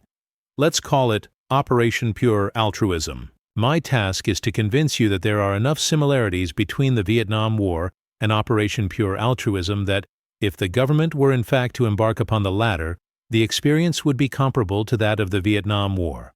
Outline of argument. A possesses traits R, S, T, U, V, W, X, and Y. B possesses traits R, S, T, U, V, W, X, and Y. A possesses trait Z. Therefore, B also possesses trait Z. Comment. The conclusion does not follow necessarily, but it is not improbable. Given the fact that two things have many characteristics in common, it seems possible that an additional characteristic, known to be possessed by one thing, would be possessed by the other as well. An argument of this type is employed only in those circumstances in which one cannot directly determine whether or not B has trait Z, which of course would be the case if B were an event that has not yet happened and therefore cannot be analyzed. 8. Sound argument. An argument, as we have seen, has two basic elements, premises and a conclusion. If an economist makes a statement, for instance, that inflation will diminish sharply within the next 6 months, and expects it to be accepted 60, being logical as true, without offering any further information about the matter, the worth of the statement rests upon the economist's authority alone. It is not irresponsible to accept statements as true solely on the authority of those who pronounce them. We do it all the time. If someone is a genuine expert, we can reasonably expect that what he says, so long as he keeps within his area of expertise, is worth listening to. But the kind of knowledge that an argument can provide us is more sure than that based upon voices of authority. This is because when we have assimilated a sound argument, we have in effect seen for ourselves that something is true. We know the whys behind our knowledge. In order for an argument to be sound, it must be so with respect to its matter, its contents, and to its form, its structure. We have already given some attention to the first requirement. An argument is sound with respect to its matter, if all the statements it is composed of are true. The importance of that criterion is obvious enough. The second requirement relates to the validity of an argument. An argument is valid if its structure is sound, which means that its structure is such that true premises will ensure a true conclusion. The nature of validity is not always rendered perfectly clear on the force of a verbal description of it, so if the one just given did not turn on the lights for you, be patient. Later, when discussing the structure of argument to which validity is directly related, I will illustrate validity through examples. It is important to be aware of the difference between truth and validity. Though often confused, they are, in fact, argument, the language of logic. 6.1 quite different. First, truth has to do only with statements, whereas validity has to do only with that structural arrangement of statements that we call an argument. Second, a statement is true if what it asserts reflects what is objectively the case. An argument is valid, to echo what was just said, if its structure is such that it will ensure a true conclusion, if its premises are true. We have already dealt with a simple form of argument in our discussion of the move from universal to particular statements. We will now look at various other forms of simple arguments by way of leading up to our treatment of the syllogism, the argument that represents the most finished form of reasoning. Here are the three forms of argument we will discuss: conjunctive, disjunctive, and conditional. Conjunctive argument. The form of the conjunctive argument, expressed symbolically, is A, B. Both A and B represent complete statements. An example in plain English. Anne is a sophomore at the University of Minnesota, and she is majoring in biology. That innocent little beats tucked between the A and the B, which translates as and, bears great meaning. It tells us that both A and B are true. This is a package deal.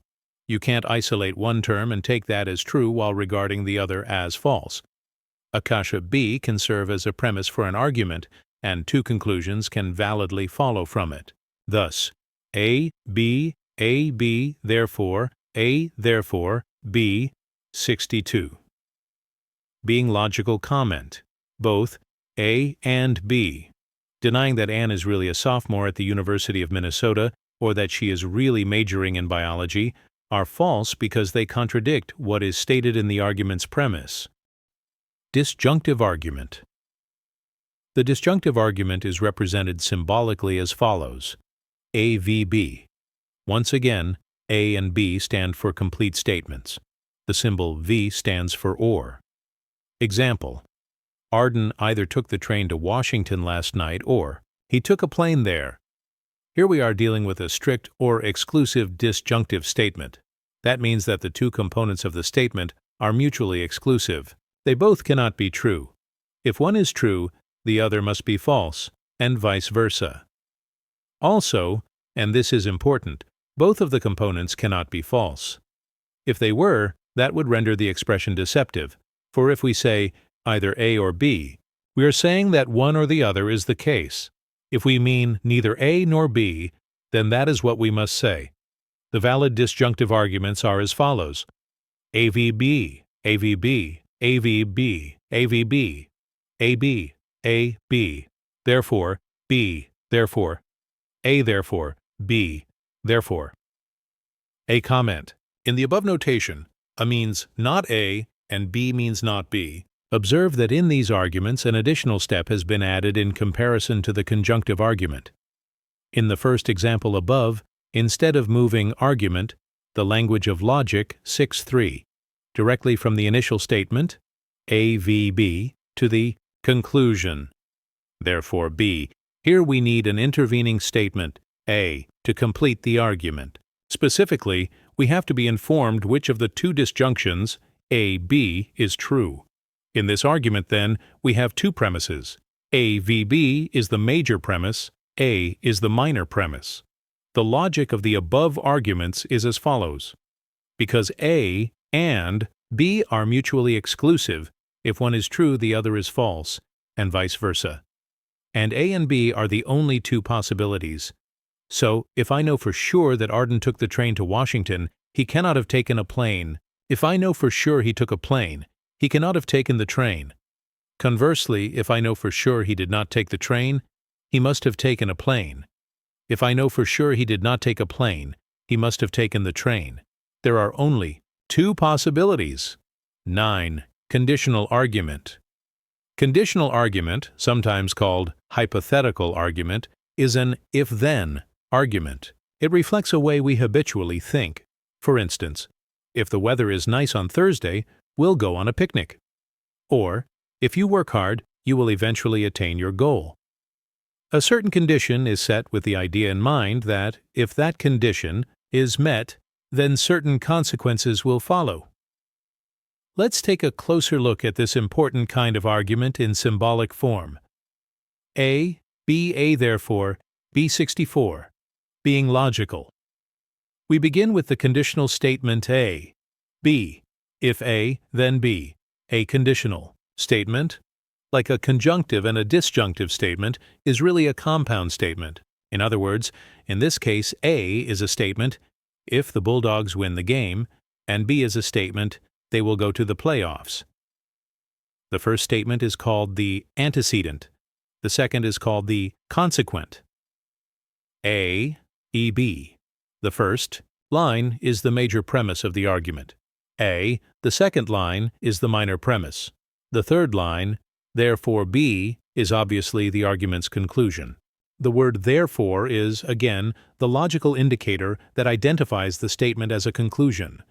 The gist of the argument is that the major premise, A. B tells us that if A, whatever it is, comes about, B will necessarily follow. At this point, we do not know what will or will not actually happen. The minor premise, A, tells us that the condition established in the major premise has been fulfilled. That being the case, then the consequent, B, will come about. This is a valid argument, meaning that if the premises are true, the conclusion will also necessarily be true. That is the guarantee of a valid argument. True premises yield a true conclusion.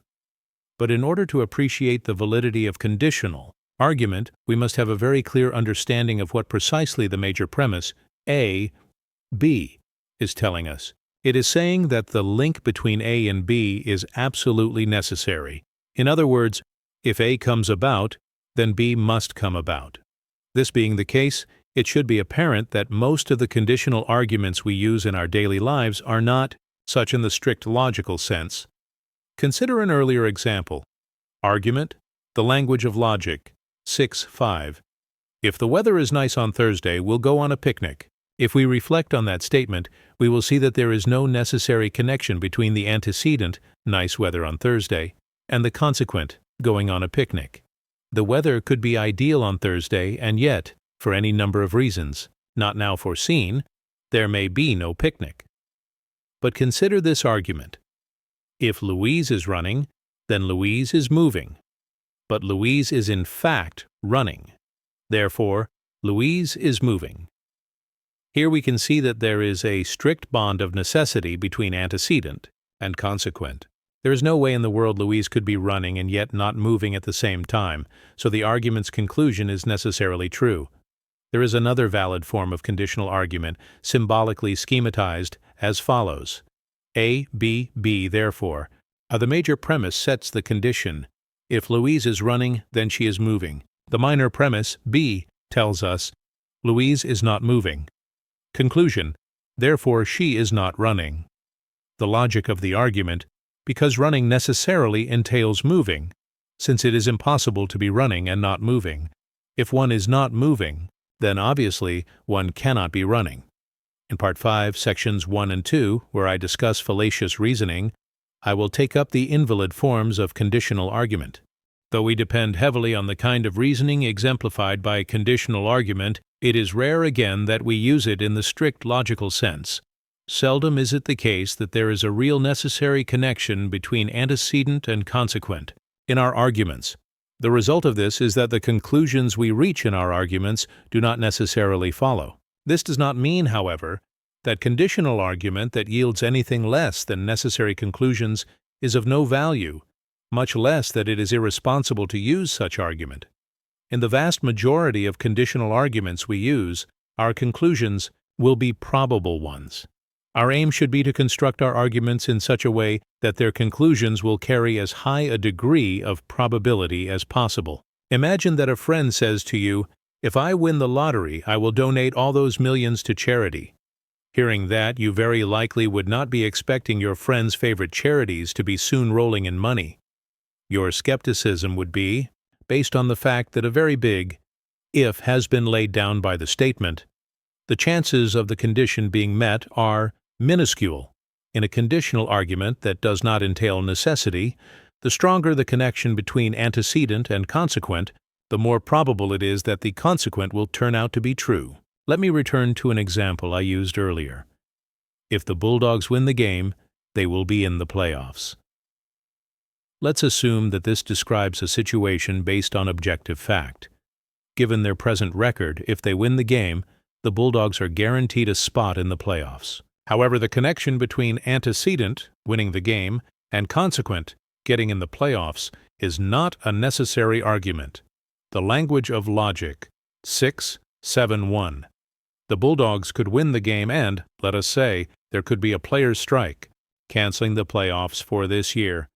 But in fact, a strike seems unlikely, so, all things considered, the bond between antecedent and consequent is quite strong. It would not be imprudent betting on the Bulldogs to make the playoffs, assuming they will win the game.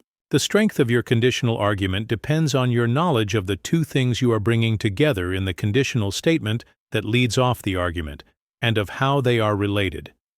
If the relation between antecedent and consequent is tenuous, it would be rash to argue as if it were otherwise. Notice that conditional argument is future-oriented and therefore potentially predictive. Reliable predictions are based upon a knowledge of the patterns of the past. If Uncle Louis comes to town, you say, he's going to want to go to Schmitty's for supper. That is a reasonable prediction, because you know that every year for the past 15, when Uncle Louis has come to town, he's invariably wanted to go to Schmitty's for supper. 10. Syllogistic argument. The syllogism is a form of argument that reflects the way the human mind habitually operates. That is, connecting ideas in such a way that conclusions can be drawn from those connections. Let us begin our discussion of this form of argument, as we did with the simpler forms, by acquainting ourselves with its structure and identifying its various parts. Here is a syllogistic argument in partially symbolic form. 68 being logical. Every M is P, every S is M. Therefore, every S is P. The first statement is the major premise. The second is the minor premise. The third is clearly recognizable as the conclusion. The three letters, M, P, S, represent the terms of which the three statements are composed, the ideas as expressed in words. M represents the middle term, P, the major term, and S, the minor term. The middle term is particularly important, since its task is to forge a link between the other two terms, and the success of the argument depends on its ability to do so. Here is an example of the argument in plain English. Every NFL player is a professional athlete. The Minnesota Vikings are NFL players. Thus, the Minnesota Vikings are professional athletes. One does not need to know what NFL stands for or who the Minnesota Vikings are to be able to see, by its structure alone, that this argument makes sense. Syllogistic reasoning is based upon the operation of relating a part to a whole in order to establish clearly something about the part. If A is a part of a whole B, then it shares as a part what is common to the whole. The major premise of our argument, every M is P, can be illustrated as follows. Argument, the language of logic. 6. 9p. Note that M, representing the smaller group, is completely incorporated within the larger group, P. Next, we can illustrate the minor premise. Every S is M, thus SMP.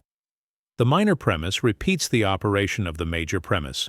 That is, it incorporates a smaller group into a larger one. Now, with these two operations completed, the three terms of the argument have been connected, and we can literally see how the conclusion indeed follows. There is no avoiding it. If M is a part of P, and if S is a part of M, then S must be a part of P as well. 70 being logical. 11. The truth of premises. A syllogistic argument, or any argument for that matter, must, as we have seen, meet two basic requirements in order to qualify as sound. It must have sound contents and a sound form. And we saw that the contents are sound if the statements serving as the premises of the argument are true. Look at what we end up with if we have an argument that is structurally sound, but whose contents are unsound. Every dog has 3 heads. Collies are dogs. Therefore, collies have 3 heads. If we start with a false premise, a valid, i.e., structurally sound argument will only allow us to proceed consistently to a false conclusion. The adage garbage in, garbage out applies nicely here. A sound form will not rescue an argument if its contents are false.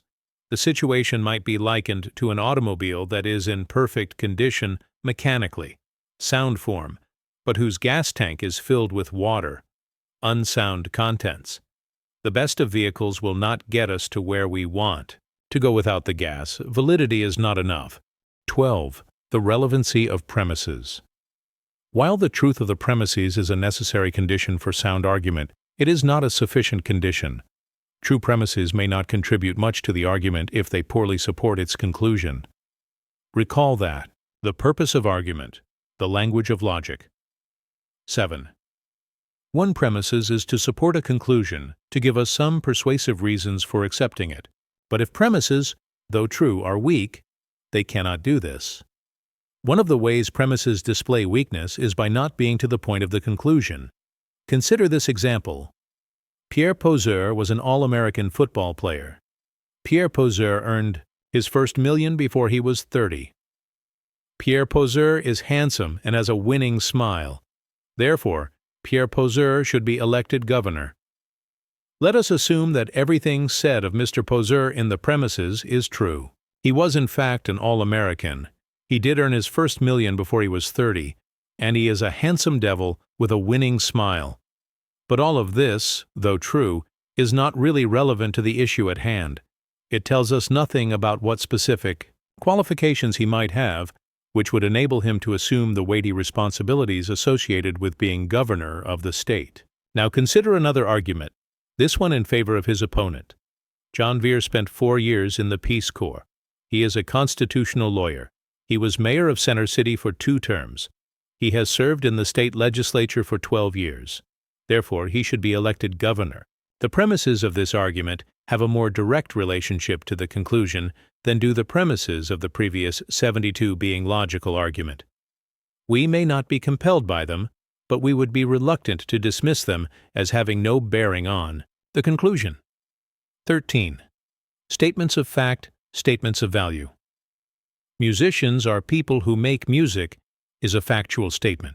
Using such a statement as our starting point, we can make an argument that is sound, if not terribly interesting. Musicians are people who make music. Dorothy is a musician. It follows that Dorothy makes music. Now consider this statement. Musicians are superior people. This is a statement not of fact, but of value. It expresses the opinion of the one who makes it. There is nothing to prohibit us from making arguments that take off from statements of value. Thus, musicians are superior people. Cecilia is a musician. Cecilia, therefore, is a superior person. But what kind of credence are we to give to arguments based upon statements of value, such as in the example above? Not much, I think we would all agree. Note the vagueness of the term superior. What is that supposed to mean? An argument based upon a statement of value can never have the same kind of conclusiveness as an argument based upon a statement of fact, for evaluations can be con. Argument, the language of logic 7. 3 tested interminably, but not all statements of value are lacking in soundness. The test for the soundness of a statement of value is the extent to which it is founded upon objective fact. The broader and more solid the foundation of objective fact, the more reliable the statement of value based on it. For example, the evaluative. Judgments of someone who has a great deal of knowledge in a given area are to be respected, provided, of course, that those judgments pertain to the area of expertise in question. The evaluative judgments of a Robert Frost on the subject of poetry would carry weight, as would those of a Ted Williams on the subject of baseball, but we would hesitate to put much stock in Frost on baseball or Williams on poetry. 14. Argumentative. Form. We have seen that it is possible to have an argument that is not defective in form, but that produces false conclusions because its premises are false. In this case, the form is sound, the contents are not. Conversely, it is possible to have an argument whose premises are perfectly true, but whose conclusion is false, and this is because the argument's form is defective. Consider the following argument. Every squirrel is a mammal. Every chipmunk is a mammal. Therefore, every chipmunk is a squirrel. Both the major and minor premises of the argument are true, yet the conclusion is blatantly false. What allows AID Cit 74? Being logical. Uation of this kind is invalidity. In this case, the argument structure is defective. The immediate effect of an invalid, structurally defective argument is that it prevents the argument's terms from being connected in a way that will bring about a necessarily true conclusion. Let's take another look at the configuration of a valid syllogistic argument, this time expressed only in symbols so that we can get the clearest sense of how it is put together. M, P, S, M, S, P. The letters we know represent the terms of the argument. Notice that there are only 3, a very important fact. The dashes between the letters represent the verbal connectors, is, are. The line between the second and third statement represents therefore. You will recall that M represents the middle term. The middle term is simply the one that appears in the premises but not in the conclusion. That is important, for the specific task of the middle term is to connect the other terms, the minor and the major. Note the position of the middle term. In the premises, it is the subject term of the major premise and the predicate term of the minor premise. That positioning allows the necessary connection to be made between the major term and the minor term. Now, consider a symbolic representation of the argument cited above about squirrels and chipmunks. P, M, S, M, S, P, argument. The language of Logic 7.5. We can readily see that in this argumentative structure, the middle term, mammal, is the predicate term in both the major premise and the minor premise. That is what renders the argument invalid. This is a defective structure.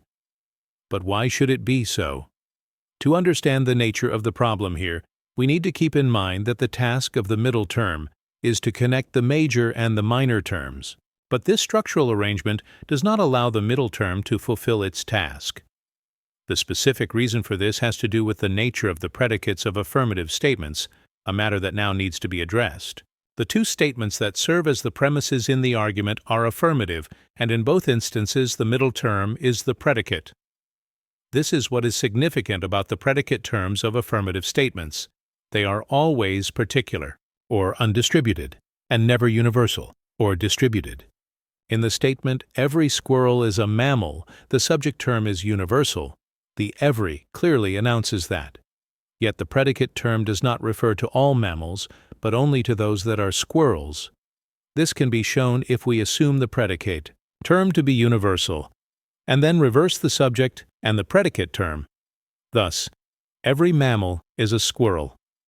This is clearly false. So then, we have a situation where the middle term in the argument is a particular or undistributed term in both its appearances, but, and here's the point, the middle term must be universal at least once to enable it to make the connection that must be made between minor term and major term in order to yield a conclusion that is not simply true, but necessarily true. an argumentative structure that blocks off 76 being logical. The middle term from universality is therefore invalid. The specific name assigned to this problem is undistributed middle term. Let us now apply the above analysis to the problematic argument we are discussing. What the premises of the argument do is place two separate subgroups, squirrels and chipmunks, within the same larger group, mammals. The conclusion then attempts to identify the two subgroups because they are both in the same larger group. But common sense tells us that two things can belong to the same general class and yet themselves be in no way the same. A cap can be wool, and so can a sweater, but that does not lead us to confuse a cap with a sweater. The optimal form for an argument is one that, given true premises, will guarantee a necessarily true conclusion. Such a form is a valid form. The form of the argument we are discussing is invalid because it can offer no such guarantee. But does that mean that an argument with this kind of form should never be used? No.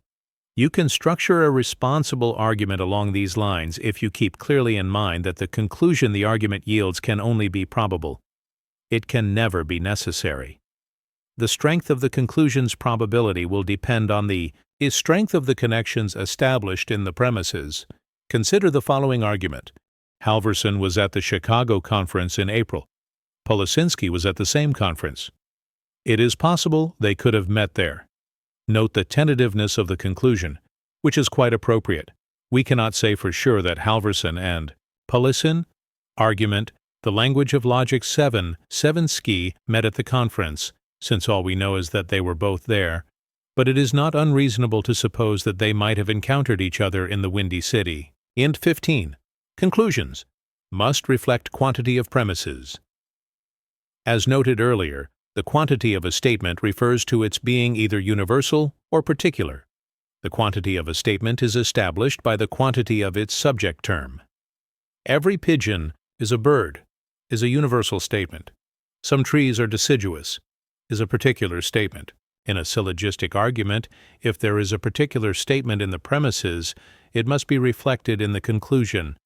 If one of the premises begins with some, the conclusion must begin with some, but quantity must be reflected in the conclusion in a more absolute way. That is, the quantity of a term which appears in the conclusion, be the term a subject or predicate, must not exceed the quantity of that same term as it appears in the premises. In other words, if the term is universal, in the conclusion it must be universal in the premises. In order to make this point clear, let us consider the following argument. Every chemist is a scientist. Every chemist is hardworking.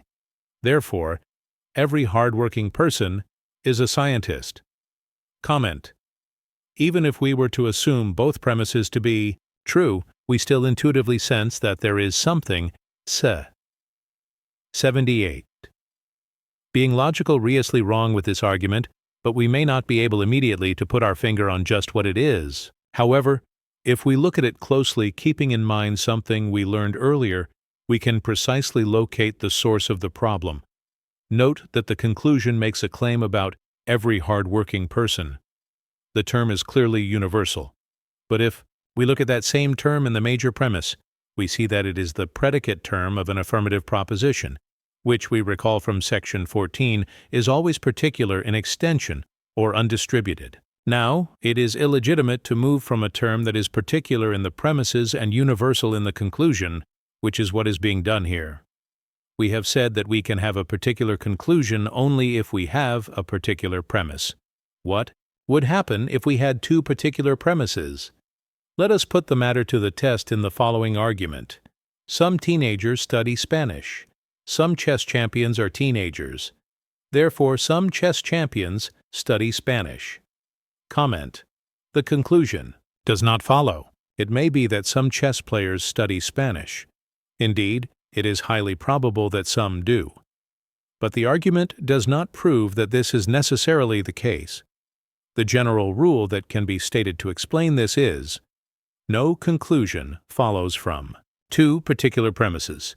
But let's look at the argument more closely to find out why this should be so. What effect on an argument is brought about by two particular premises? Note that the middle term in the argument is teenagers. It is clearly a particular term in the major premise, some teenagers. Argument, the language of logic 7-9, but as the predicate term in the minor premise, it is particular there as well. Thus we have a middle term that is not distributed at least once, and therefore it lacks the capacity to make a connection between the major term and the minor term. To see this more clearly, we will first cast the argument in partially symbolic terms. Some M are P. Some S are M. Therefore, some S are P. Now let us illustrate the argument with a diagram. PMS. We can see that P can be connected with M, and S be connected with M, without there being any necessary connection between P and S, which the conclusion wrongly assumes there is. 16. Conclusions must reflect quality of premises. The quality of a statement, remember, refers to its being either affirmative or negative. If the statement that serves as 80. Being logical, the conclusion of an argument is negative, at least one of the premises in the argument must be negative. Let us see what happens if both of the premises of an argument are negative. No men are daughters, no waitresses are men. Therefore, no waitresses are daughters. The conclusion is manifestly false. The effect of two negative premises is comparable to that of an undistributed middle term. With an undistributed middle term, no necessary connection is made between minor and major terms. In the case of two negative premises, no necessary connection is established between the two terms. The fact that the groups of waitresses and daughters are both separated from the group of men does not force us to conclude that they are separated from each other. What do we have with an argument with affirmative premises followed by a negative? Conclusion? Consider this one, for example. Every bird is a vertebrate. Chickadees are birds. Therefore, chickadees are not vertebrates. We have an argument that makes no sense whatever. The conclusion is totally gratuitous, tacked on as it were, and not in any way based upon the preceding premises. Not to mention, quite false. Now let's look at an argument with a negative conclusion. And this argument. The language of logic 8-1 that is true, because the argument it terminates is sound. No Pennsylvanians are Californians. Every Scrantonian is a Pennsylvanian. Therefore, no Scrantonians are Californians. The group of Pennsylvanians is completely separated from the group of Californians. Major premise. The subgroup of Scrantonians is completely enclosed within the group of Pennsylvanians. Minor premise. That being the case, the subgroup Scrantonians would have to be completely separated from the group of Californians, which is the logical conclusion to the argument. 17. Inductive argument. All the arguments discussed thus far have been deductive. The conventional way of distinguishing between deductive argument and inductive argument is to say that the former starts from the general and proceeds to the particular, while the latter starts from the particular and proceeds to the general. This is an adequate account of the difference between the two, but a limited one.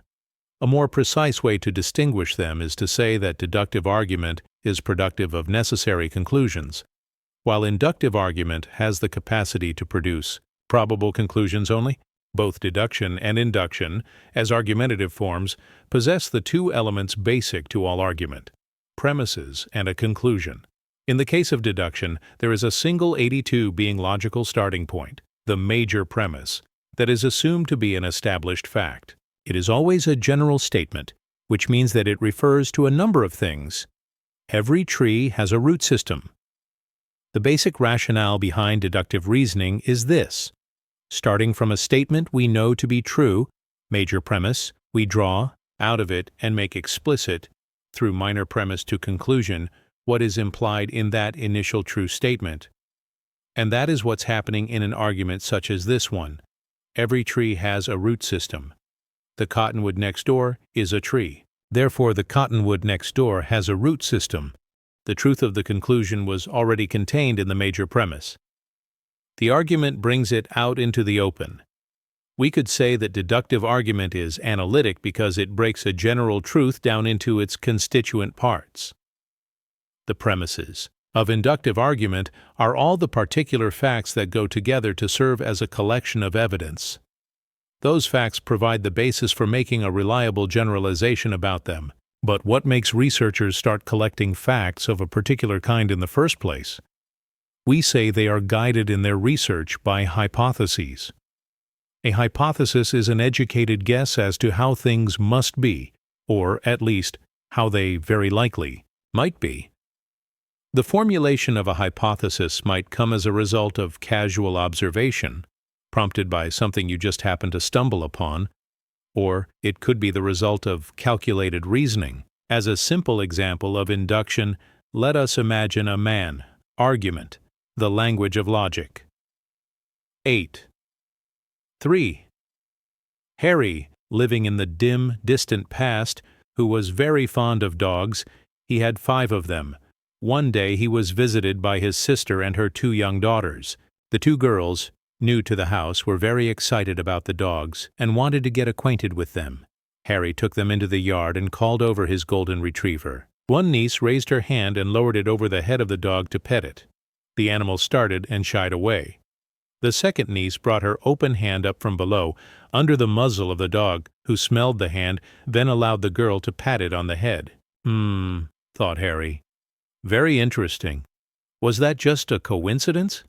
He asked his nieces if they would be willing to participate in a little experiment. They said they would love to. Harry told them that he was going to call over each of the other 4 dogs one by one. As each dog was presented, each of the girls was first to lower her hand over the head of the dog as if to pet it. Next, she was to bring her open hand up under the muzzle of the dog. In each case, the dogs shied away from the first gesture, but were receptive and friendly to the second. From that primitive bit of induction, Harry reached the tentative conclusion that dogs generally tend to behave in just those ways under those circumstances. The whole scientific enterprise rests squarely upon inductive reasoning. Scientists are continually gathering up specific bits of data to see what larger patterns can be discerned from them. Once the patterns are detected, once a regularity of repetitiousness in the patterns is recorded, then reliable prediction is made possible. If I have never known an instance of phenomenon X to have occurred in 84, being logical the past without phenomenon I also occurring, and I have, let us say, observed hundreds of instances of phenomenon X, then I can reasonably predict that, should phenomenon X occur tomorrow, so will phenomenon Y. Inductive argument thus becomes the basis for deductive argument. Inductive reasoning is ordered to making reliable generalizations, i.e., those having a high degree of probability, about large groups of things, if it were possible, in the effort to determine whether all the members of a particular group have a particular characteristic, to check out each and every member of the group, then the conclusion one comes up with would be definitive. But this is almost never possible. Harry would never have been able to subject every dog in the world to his experiment. What one tries to do, then, is come up with a collection of individuals, a part of the group, that is representative of the whole. The size of the collection would be determined by the degree of its representativeness. It has to be sufficiently large that you can be reasonably sure it contains all the variety to be found in the group as a whole. 18. Assessing argument. By way of brief review, an argument expresses the heart of reasoning, the inferential move. In its simplest form, it invites us to accept one idea as true on the basis of another. The first thing to ascertain, in assessing an argument, is whether or not there is indeed an argument to assess. In other words, are the 2 basic elements of argument, premises, and a conclusion present at all? Sometimes, in argument, the language of logic. 8. 5. What superficially appears to be an argument, we have a discourse in which a point is stated, vigorously, perhaps in a variety of ways, but is unaccompanied by any discernible supporting data. Only a supported statement is worthy of the term conclusion. An unsupported statement is a mere opinion, which we are free to take or leave at face value. Once we are confident we are dealing with a bona fide argument, we would want to look immediately to the premises that support its conclusion. First and foremost, are the premises true? This question cannot always be answered with a flat yes or no. During the normal course of events, We will come across few arguments whose premises are patently false, but often the most seductive arguments are those whose premises, while not out-and-out false, deal with the truth in such a way that it is appreciably falsified. This is when we have to be especially alert to the subtleties of language. After we are assured we are dealing with true premises, we need to test their strength in terms of their relevancy to the conclusion they seek to support. The next thing we have to determine is whether or not the argument is structurally sound. Does it in fact make critical connections between the ideas on which the soundness of its conclusion depends? If an argument purports to be advancing a conclusion that follows necessarily when in fact it does not, the argument fails. In arguments advancing probable conclusions, the degree of the probable truth of those conclusions depends on the degree to which the data constituting the premises of an argument lend strong and convincing support to the claims made by the conclusion. 86. Being logical. In the final analysis, the force of an argument depends on the extent to which it reflects the objective order of things. We argue well because first we reason well, and the purpose of both arguing and reasoning is to enable us to perform more freely and purposefully in the world. 19. Constructing an argument. In constructing an argument, the first thing to be mindful of is the two basic elements of argument: premises and a conclusion. You will not end up with an argument if you simply make statements. Your statements must be such that some of them, the premises, serve as the supporting data for another statement, the conclusion. Focus your attention on the premises. You are, presumably, clear as to the point you want to make, the conclusion. The question is, do the premises show that it is reasonable to accept the conclusion either as a necessary truth or a highly probable one? Your premises must measure up with respect to two counts, truth and strength. T-H-E. Truth of premises. That premises must be true is obvious. Only someone who deliberately sets out to deceive would put forward a premise that is blatantly false. But it is not always a matter of either blatantly false or brilliantly true.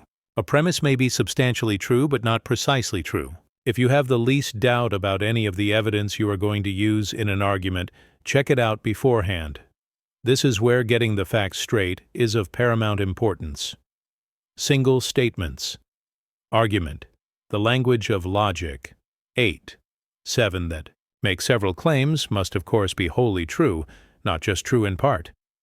If you state in an argument on behalf of a senatorial candidate that Stevens served in Vietnam as a Marine and earned the Purple Heart there, and an enterprising investigative reporter discovers that though Stevens indeed served in Vietnam, he was neither a Marine nor earned a Purple Heart, your whole argument will be called into question, and justly so. A particular statement might be perfectly true, yet be expressed in such a way that its truth is not readily evident to an audience. Hence the importance of clear, cogent language. If you are trying to communicate to a British audience that Burns is a native of the state of Ohio and you tell them, Burns is a Buckeye from birth, there is a strong likelihood that they will not get the message. The strength of premises. As we have seen, a premise might be true but not have an immediate bearing on the conclusion it is attempting to support. A relevant premise is one which most directly supports a conclusion. If you come up with several premises to support a certain conclusion, you will not necessarily have a more compelling argument if you choose to use all of them. They will surely not all support the conclusion with the same kind of directness. Weed out the weaker premises, otherwise they will only divert attention from the stronger ones. Even in an instance when you have several premises, all of which, say, effectively support your conclusion because of their directness, it is best not to use all of them. Limiting 88. Being logical, the number of premises gives your argument sharper focus and therefore greater impact. Another consideration: certain premises, reasons for accepting the conclusion, might carry more weight with a specific kind of audience. It is just those premises, then, that you should employ with that audience. That last point calls to mind a time-honored admonition: know your audience. In this regard, it is well to remember that while logic is a science, it is also an art. An argument has a dual purpose: to produce true conclusions and to persuade an audience. To succeed in the latter, we have to present our argument in a way that suits the audience in front of us. That's where the artistry comes in, the sources of illogical thinking. Mistakes in reasoning may be merely accidental, or more seriously, the result of carelessness. More seriously yet, they may proceed from attitudes or set points of view that are themselves conducive to illogical thinking. In this part of the book, I survey some of the attitudes and points of view that are consciously to be avoided because they inhibit our ability to think logically. Skepticism. There is a place for skepticism in sound reasoning, but it should be selectively employed. A distinction has to be made between skepticism as a permanent attitude, which is to be avoided at all costs, and skepticism as a fitting, even necessary response to a particular situation. In genuinely doubtful situations, we should respond with doubt. Selective skepticism is merely a matter of reserving judgment until we have sufficient information at hand to judge responsibly. For example, we should be reluctant to accept the conclusion of an argument whose premises, for one reason or another, are questionable. This kind of healthy skepticism is preserving of sound reasoning. But skepticism as a permanent attitude, a philosophical point of view, is deadly. It subverts the reasoning process before it even gets started, transforming it into a process of 91-92, being logical misreasoning. There are two expressions of the skeptical attitude, one more extreme than the other, but both equally damaging. The extreme skeptic proclaims baldly that there is no truth. This is obviously a self-contradictory position, for if there is no truth, there is no standard by which that very claim can be assessed, and the skeptic's statement is empty of meaning. The moderate skeptic is prepared to concede that truth may exist, but he maintains that if it does, the human mind is incapable of attaining it. At first, this position might appear less dismissive of truth than that of the extreme skeptic, but it really is not. A truth that is merely theoretical and to which we do not have access is, for all practical purposes, non-existent. Logic, as we said at the very outset, is essentially about truth.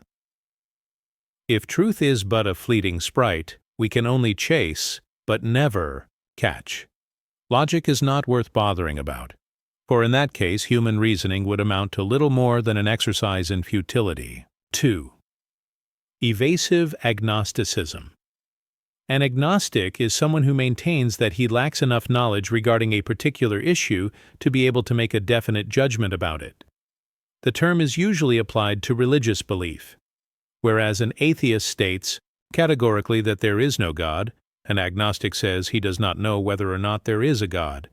But an agnostic attitude can be taken toward any subject, not just religion. There is a marked difference between the skeptic and the agnostic. The agnostic, unlike the skeptic, neither denies the existence of truth nor the sources of illogical thinking. 9.3. Its attainability. He simply claims ignorance as to the truth of a certain matter.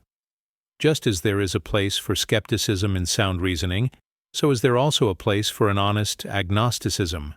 We are being honestly agnostic when we simply admit to an ignorance that is really ours, here and now.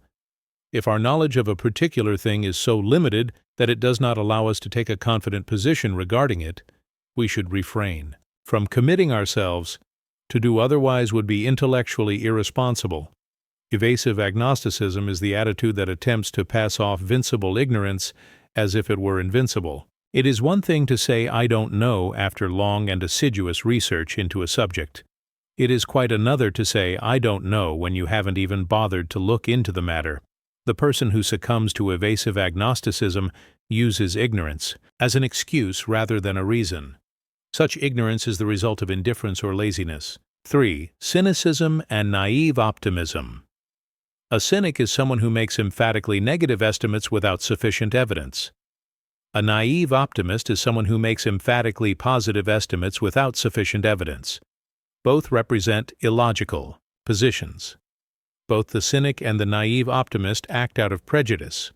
The word comes from the Latin prejudicare, to judge beforehand, because they make up their mind about a particular matter before it has been fully encountered and seriously engaged with, not to say intelligently assimilated. A cynic preparing for a debate will assume A. the issues to be debated, Newton 94. Being logical or ridiculous, B. his opponent is a fool, and C. no good whatever will come from the debate itself. The problem with cynicism, apart from its intrinsic illogicality, is that it blinds us to possibilities and very often transforms our negative estimates and expectations into self-fulfilling prophecies. A naive optimist, after spending an hour with a young woman whom he has just met for the first time, is convinced that she has A. the beauty of Helen of Troy, B.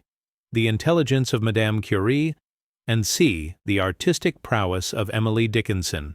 Naive optimism, besides giving us a skewed view of the present, sets us up for future disappointment, for things are rarely as the naive optimist supposes them to be. Neither the cynic nor the naive optimist is paying the right kind of attention to the world around himself. Rather than seeing things as they are, he sees them as he is predisposed to see them. 4. Narrow-mindedness. The college president's wife has lost a pearl earring of inestimable value somewhere within the confines of the football field. You are going to search for it, but you have decided beforehand, in a purely arbitrary fashion, that in conducting your search, you will limit yourself to a 10-yard wide strip in the middle of the field. By narrowing the scope of your search in that way, you will be ignoring 90% of the area in which the earring might be found. Your chances of ever finding it are reduced accordingly.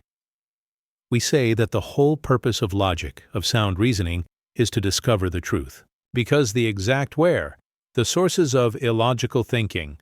9. 5 abouts of something is obviously not known until after it is discovered. We have to keep our minds open beforehand to a variety of possibilities. People are not to be considered narrow-minded, simply because they limit the scope of their inquiry, for that is a practical necessity which avoids wasted effort. A narrow-minded person refuses to consider certain alternatives only because they do not meet his prejudiced assumptions about what is and is not worth pursuing. The limiting process lacks a rational basis. In other words, narrow-mindedness is clearly debilitating in its effects, but there is a certain kind of open-mindedness which may be even more so.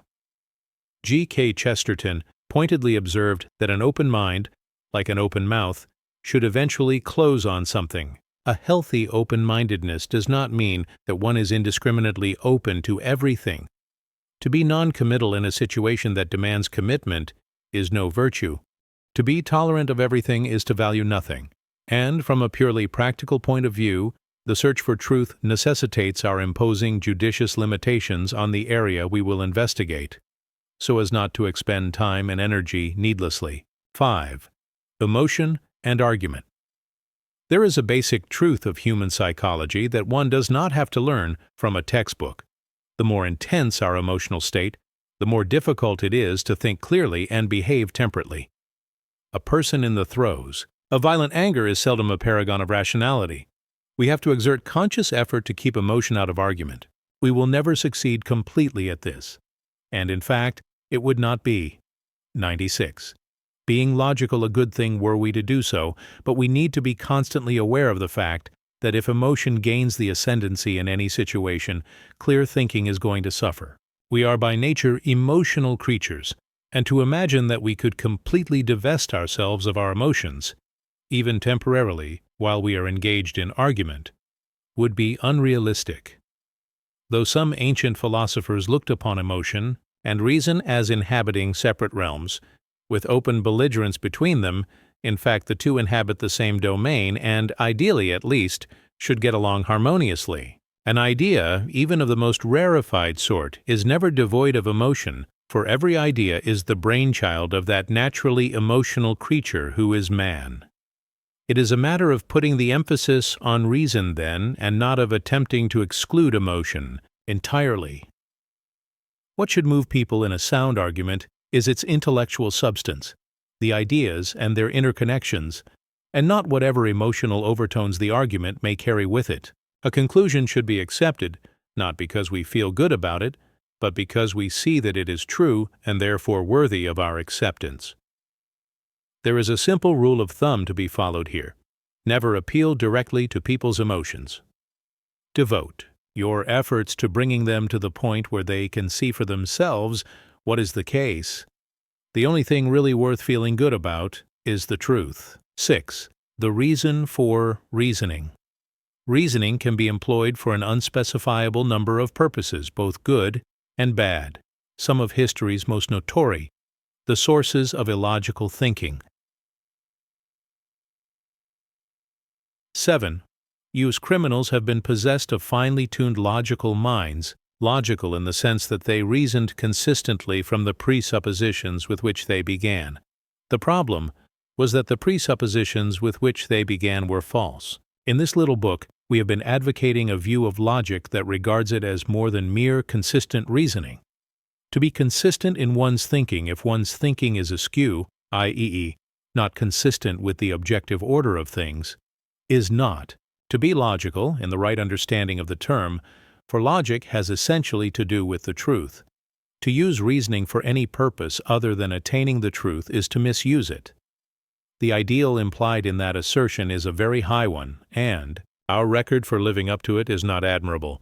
But ideals are about the what should be. It is at times too easy to be so governed by our emotions in our reasoning that argument becomes primarily a means of venting our anger, or of vindicating ourselves, or of getting even, or of simply scoring points for the sake of self-aggrandizement. The truth is thus relegated to incidental status. In the ideal debate, the primary purpose of the debaters is not to triumph over each other, but rather by their combined efforts to ferret out the truth as it pertains to the issues being debated. As for winning at all costs is a price no one can afford. 7. Argumentation is not quarreling. Argument is rational discourse. It is not to be confused with quarreling. The object of argument is to get at the truth. The object of quarreling is to get at other people. There are 98 being logical, any number of folk who, though happy to quarrel with you, are either unwilling or unable to argue with you. Do not waste time and energy trying to argue with people who will not or cannot argue. 8. The limits of sincerity. Sincerity is a necessary condition for sound reasoning, but not a sufficient one. If you do not regard a position that you publicly advocate and are willing to defend in argument as true, you are abusing reason. Who wants to argue with someone who doesn't really believe in what he is saying? And what is more exasperating, after a long and spirited argument in defense of something you passionately believe in, than to learn that your interlocutor defending the opposite position was arguing just for the sake of argument? Only a sentimentalist believes that sincerity alone is enough. In fact, utter sincerity may combine perfectly with undeniable error.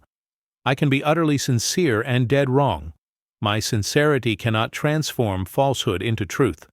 Of course, one must be sincere. But one must also be right. 9. Common sense. Logic, though more than common sense, is born out of it. Success in logical thinking, then, and in the avoidance of illogical thinking, is rooted in a respect for common sense.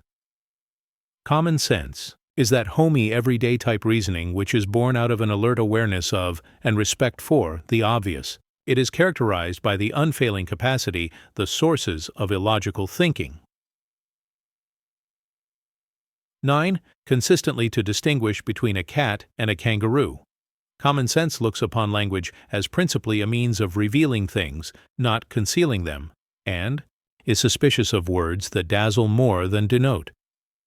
Common sense sticks close to the basics and renders to the first principles of reason the reverence they deserve. It is common sense in that it is shared by all those animals whom Aristotle defined as rational. 3. Ideas and the objects of ideas. Every idea in the mind is ultimately traceable to a thing or things actually existing in a world that is independent of and apart from the mind. An idea is the subjective evocation of an objective fact. Clear. Ideas, then, are ideas that faithfully reflect the objective order from which they derive. Unclear ideas, conversely, are those that give us a distorted representation of the objective world. Though the control we have over our ideas is not absolute, it is real. This means that we are not helpless in the face of unclear ideas. To ensure that our ideas are clear, we must vigilantly attend to the relationship between any given idea and its object. If it is a strained relationship, if the connection between the idea and its object is tenuous, then we are dealing with an unclear idea. It is wrong to suppose that because we know things in the world only through our ideas, it is only our ideas which we really know. Our ideas are the means, not the ends, of our knowledge. They link us to the world. If they are clear ideas, the links are strong. The most efficient way to clarify our ideas is to look through them to the objects they represent. 4. Be mindful of the origins of ideas. We all tend to favor our own ideas, which is natural enough. They are, after all, in a sense, our very own babies. The Con 8. Being logical ceptions of our minds. But conception is possible in the thinking subject only because of the subject's encounter with the world. Our ideas owe their existence ultimately to things outside and independent of the mind, to which they refer, objective facts. Our ideas are clear, and our understanding of them is clear, only to the extent that we keep constant tabs on the things to which they refer. The focus must always be on the originating sources of our ideas in the objective world. We do not really understand our own ideas if we suppose them to be self-generating, that is, not owing their existence to extramental realities. The more we focus on our ideas in a way that systematically ignores their objective origins, the more unreliable those ideas become. The healthy bonds that bind together the subjective and objective orders are put under great strain, and if we push the process too far, the bonds may break.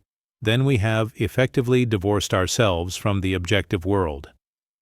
Instead of seeing the world as it is, we see a projected world, one that is not presented to our minds, but which is the product of our minds. When we speak of establishing a fact, we do not refer to establishing the existence of an idea in the mind. The idea in the mind, as we have seen, is a subjective fact, but the kind of fact we are concerned with establishing is an objective fact. To do so, we must look beyond our ideas to their sources in the objective world. I establish a fact if I successfully ascertain that there is, for a particular idea I have in mind, a corresponding reality external to my mind. For instance, I have a particular idea in my mind, which I label preparing the mind for logic. 9. Cat. Corresponding to that idea are actually existing things in the extramental world called cats. But I could have another idea in my mind, which I label centaur, but for which no corresponding fact can be found in the extramental world. For all that, the idea of centaur is a subjective fact, since it really exists as an idea in my mind. 5. Match ideas to facts. There are 3 basic components to human knowledge. First, an objective fact, e.g., a cat. Second, the idea of a cat. Third, the word we apply to the idea, allowing us to communicate it to others, e.g., in English, cat. It all starts with the cat. If there were no real cats, there would be no idea about them, and there would be no word for the idea. I have been stressing the general point that ideas, subjective realities, are clear or sound to the extent that they reflect objective realities, and we have said that all ideas have their ultimate source in the objective world. Now, we must look more closely at how ideas relate to the objective world, for the relation is not always simple. Next, we must address the question, how are bad ideas possible? Sometimes there is a direct correlation between an idea and an objective fact. Example, the idea of cat. We will call this a simple idea. Corresponding to my idea of cat is a single particular sort of entity in the extramental world, that furry purring creature which in English we name a cat. In dealing with simple ideas, it is relatively easy to test their reliability because we need only refer to one thing. My idea of cat is clear and sound if it refers to an actual cat. 10. being logical. We will call complex ideas those for which there is no simple one-to-one correspondence between idea and thing. Here the correspondence is one-to-many. There is more than a single originating source for this kind of idea in the objective world. Let's take the idea of democracy. Is it a clear or a sound one? It is, at least potentially. It is a clear or sound idea to the extent that we are able to relate it to the objective world. But there are many things in the objective world that go together to compose the rich meaning of the idea of democracy: persons, events, constitutions, legislative acts, past institutions, present institutions. If my idea of democracy is going to be communicable to others, it must refer to what is common to me and to others, those many things in the objective world that are its originating source. To prevent my idea from being a product of pure subjectivism, in which case it could not be communicated to others, I must continuously touch base with those many facts in the objective world from which the idea was born. How are we to explain bad, that is, unclear or unsound, ideas? An idea is unclear or unsound to the degree that it is distanced from and unmindful of its originating source in the objective world. No idea, even the most bizarre, can completely sever its ties with the objective world, but ideas can become so remote from that world that their relation to it is difficult, if not impossible, to see. Bad ideas can be informative, not about the objective world, for they have ceased faithfully to reflect that world, but about the subjective state of the persons who nourish those ideas. Bad ideas do not just happen. We are responsible for them. They result from carelessness on our part when we cease to pay, preparing the mind for logic. 1. Sufficient attention to the relational quality of ideas, or worse, are a product of the willful rejection of objective facts. The principal forms of illogical thinking. Theoretically, the number of ways reasoning can go awry is beyond reckoning, but specific mistakes in reasoning tend to group themselves into a limited number of typical patterns. The various typical patterns of misreasoning are called fallacies. There are two basic types of fallacies, the formal and the informal. Formal fallacies deal with the form or the structure of argument.